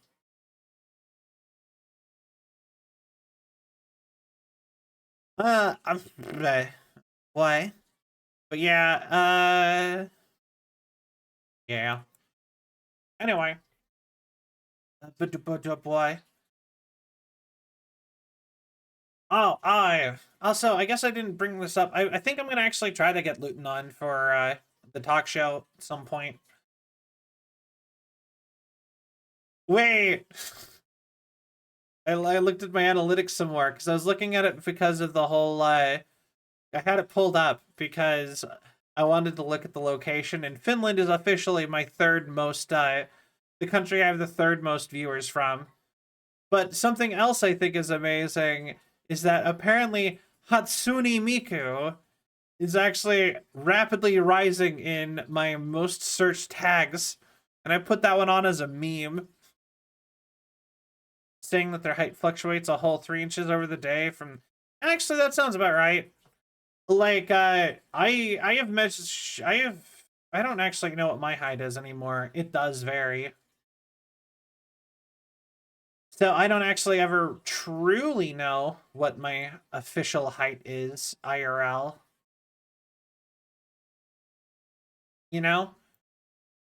So I think it's a health thing. I think some people have different stuff than others. You know what I mean? Like, some people will have their spine compressed more over the course of a day. Other people won't. Yeah, my official height is about 7 foot or 6 foot. Why did I read 7 out of that? Yeah. But yeah, honestly, I'm so happy that you guys liked the tabletop Twitch plays tabletop idea so much. I really need to actually, like, sit down and actually work on that. I do think that that's a really fun event idea.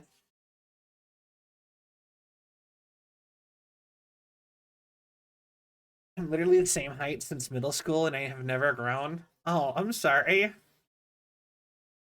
To be fair, I also have been about the same height since middle school. I distinctly remember becoming the same height as Cloud Strife from Final Fantasy VII.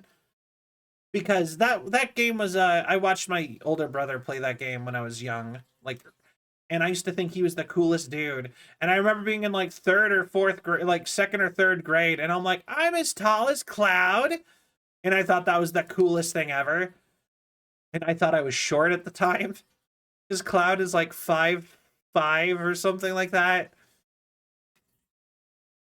And then I was like, whoa. And then I grew like half a foot, and then I was done growing, and now Cloud seems kind of short to me. I don't remember what height he is. You think you need to drink milk to grow? I hate milk. Well, it's calcium. So the thing is you can actually choose how tall you're going to be to a certain extent. It's not even protein, it's the calcium. I mean, the protein probably helps too. But you can actually determine how tall you will be within your biological range based on diet. So if you are in puberty-ish, I believe, the more protein and calcium you have regularly in your diet, then the more tall you will get within your own natural range. But when you have a kid and you were naturally, if you were taller by diet, then apparently you can actually raise the ceiling that way of you and your kids by consistently maxing out your height, genetic height markers or whatever. And it's like an actual thing. It affects your DNA over your lifespan. But I actually think the reason why so many people in the town I grew up in is so tall is that our water was very hard and full of minerals. So we were all drinking mineral water basically out of the tap. And that would be my guess. Legitimately, we've had we basically had mineral water on our tap. So I think, like I said, I think that was it. Everyone was just drinking. Basically, like 10% of all of our water was rock. So we're just like, okay, get bigger. Bones have all the stuff unlimited, basically. Everyone eats high protein diets. The most popular snack when I was in school was jerky. So everyone's just eating jerky and lots of meat and drinking mineral water, and everyone's suddenly like 6'5".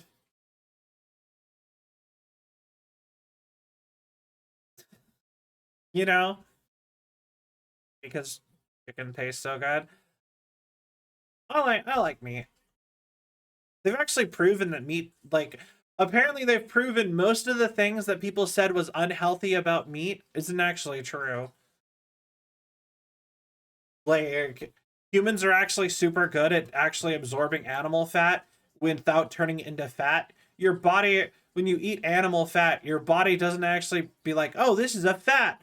Put it in the fat cells and make you fatter. What it does is it's like, oh, this is made out of protein and easily digestible energy. And you're just like, release the thing that burns fat. And it does. And it releases the thing that processes fat into your body. And so technically eating a lot of fat can actually make you lose fat. Yeah, ketones. Eating fat makes you actually potentially lose, like, it's like there's a whole bunch of stuff on that. It's like apparently it's not bad for you at all. And like apparently like lots of meat diets, apparently a lot of plants actually prevent you from absorbing vitamin C, a certain percentage of vitamin C. So you can actually avoid getting scurvy by eating less plants and more meat. If you are, say, on a pirate ship or something in the middle of nowhere, you could theoretically eat more fish and less of everything else, less hardtack or biscuits or whatever.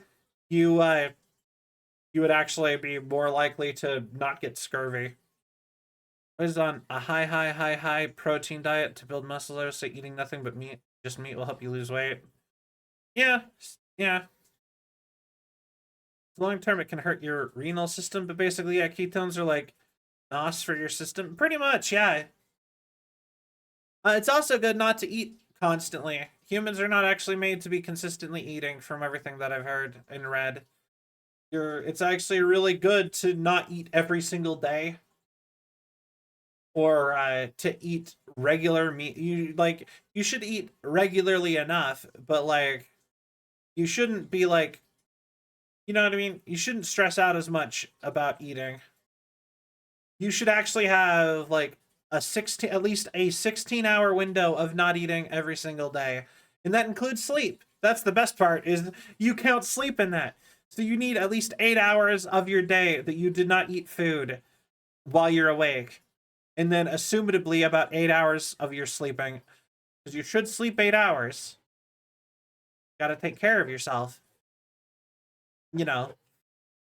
And yeah, that's the easiest way to be healthy, is just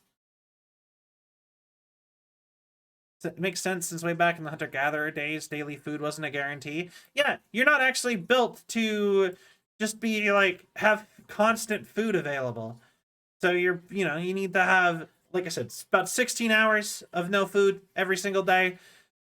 Technically, you don't have to eat every single day.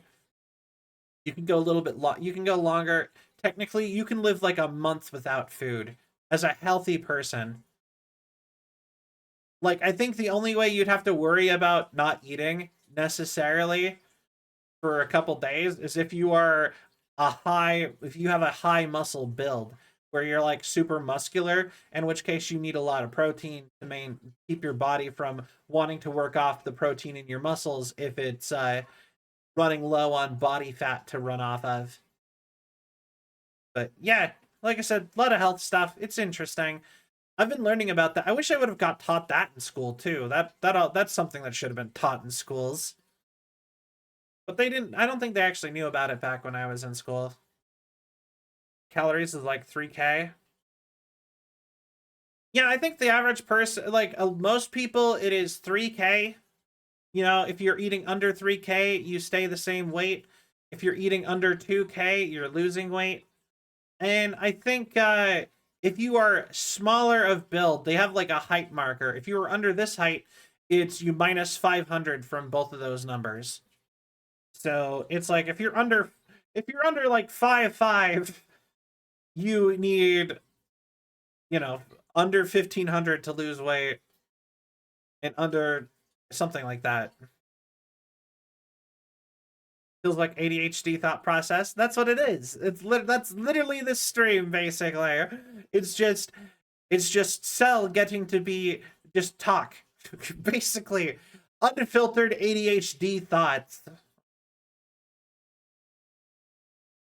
Oh, never feel bad about talking in stream. Genuinely, the more you guys talk in stream, the more Twitch's algorithm promotes me. It doesn't matter what you say. It's like technically, I mean, it does matter in the sense that I'd rather not have a community saying a ton of stuff that I'm like, please don't. If like random people were to show up, right? Which is part of why I'm like, I really should probably get a new mod now that I think about it. But get some more mods. But the more you talk, the more Twitch is like, hey, this chat's popping off. You should go check that out to other random people. Unfiltered ADHD stream is peak. It's not that I just have a very very difficult and different opinions. No, that's fair. I was just saying, like, the more y'all talk, the better it is for me. Personally, ADHD thoughts with a captive audience. Welcome back, Mac. But yeah, pretty much. Yeah, the worst part is when, like, sometimes my ADHD is like, let's talk about some subjects for sometimes my ADHD and my autism are like, let's just hyper focus on this subject and talk about it for an hour and a half. And sometimes my ADHD is just like, let's look at everything else in my room instead of thinking of something to talk about. Like, I got a rubber duck on my computer. If I look over to my right at my computer, I have a mini rubber duck. I have a rubber duck dressed like Beat from Jet Set Radio, and I have a little figurine of Godzilla, and then I have Ice Kirby. And I probably have too many things on my computer, actually. You probably shouldn't actually set too many things on your computer, because they can absorb heat and fuck up your electronics, actually. I have actually some other cool things that I just have around my desk. I have a slap bracelet for a Mountain Dew Black Label that I got randomly at a promotional event. Did you guys ever drink Mountain Dew Black Label? I remember really liking it. It's black. I believe it was Blackberry Mountain Dew, but it was around for all of like 6 months, and they went hardcore promoting it. I had like a glass cup that's gone. I broke it. And I had a ping pong ball. I have no idea what happened to it, but for beer pong. And then I got this slap bracelet, and the slap bracelet's the only thing I have left of it, of all the stuff they gave me from the promotional whatever stall at some event that I went to. I've been finished with work for like the last 3 hours, so that fair. It was grape, wasn't it? I'm not sure. Hold on, I could just look it up. Mountain Dew. I put Mr. Dew. Mr. Dew was my father. Please call me Mountain Dew. You ever think about the fact that Mountain Dew is very close to like a hippie name? Just be like, I'm Starshine. I'm Mountain Dew. It's also kind of a My Little Pony name too. I'm Pinkie Pie. I'm Mountain Dew. Oh my god. So fucking dumb. Okay. Mountain Dew Black Label was released in 600 colleges and universities. The color of the liquid is dark magenta, and it was berry punch flavored.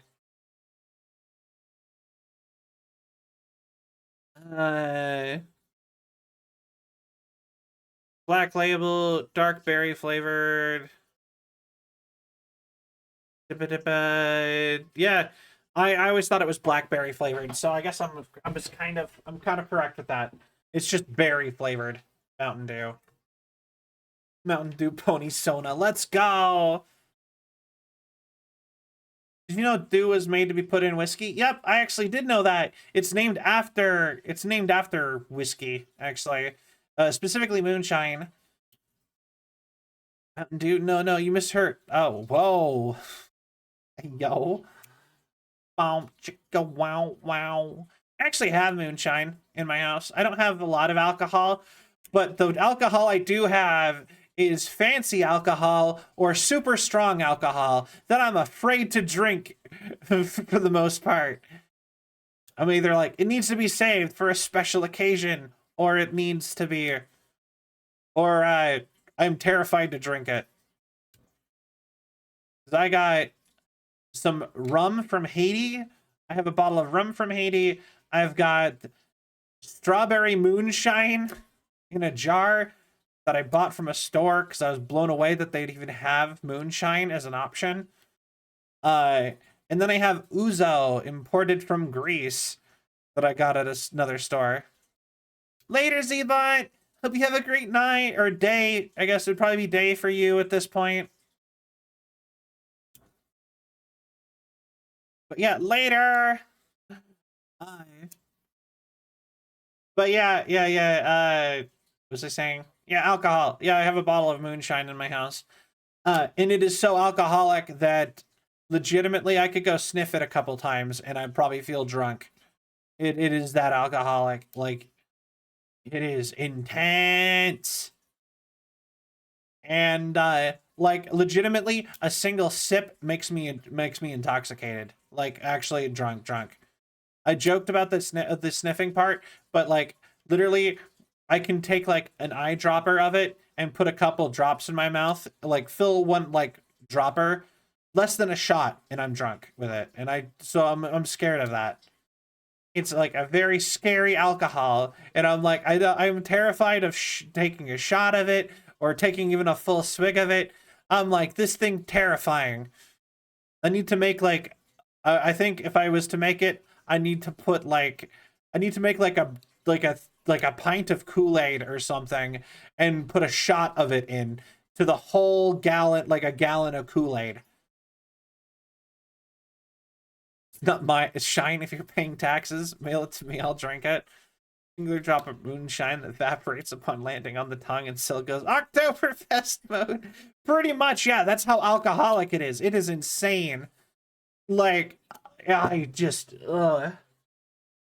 I've had it since I turned 21. I've had it for years. What's the proof? Want me to go grab it? I can go. Hold on. Fine, hold on. Give me 1 second.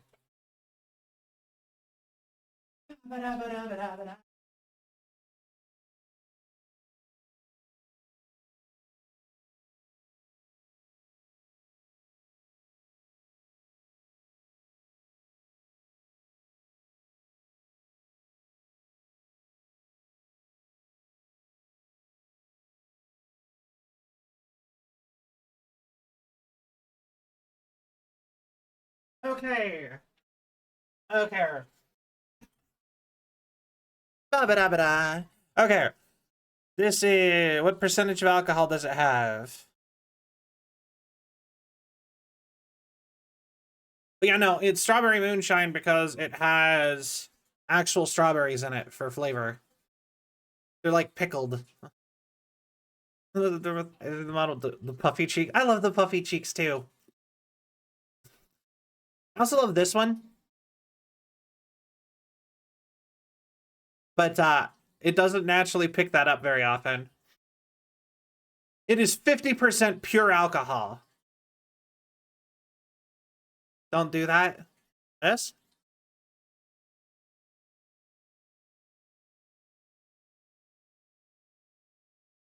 Yeah, no, it is 50% pure alcohol.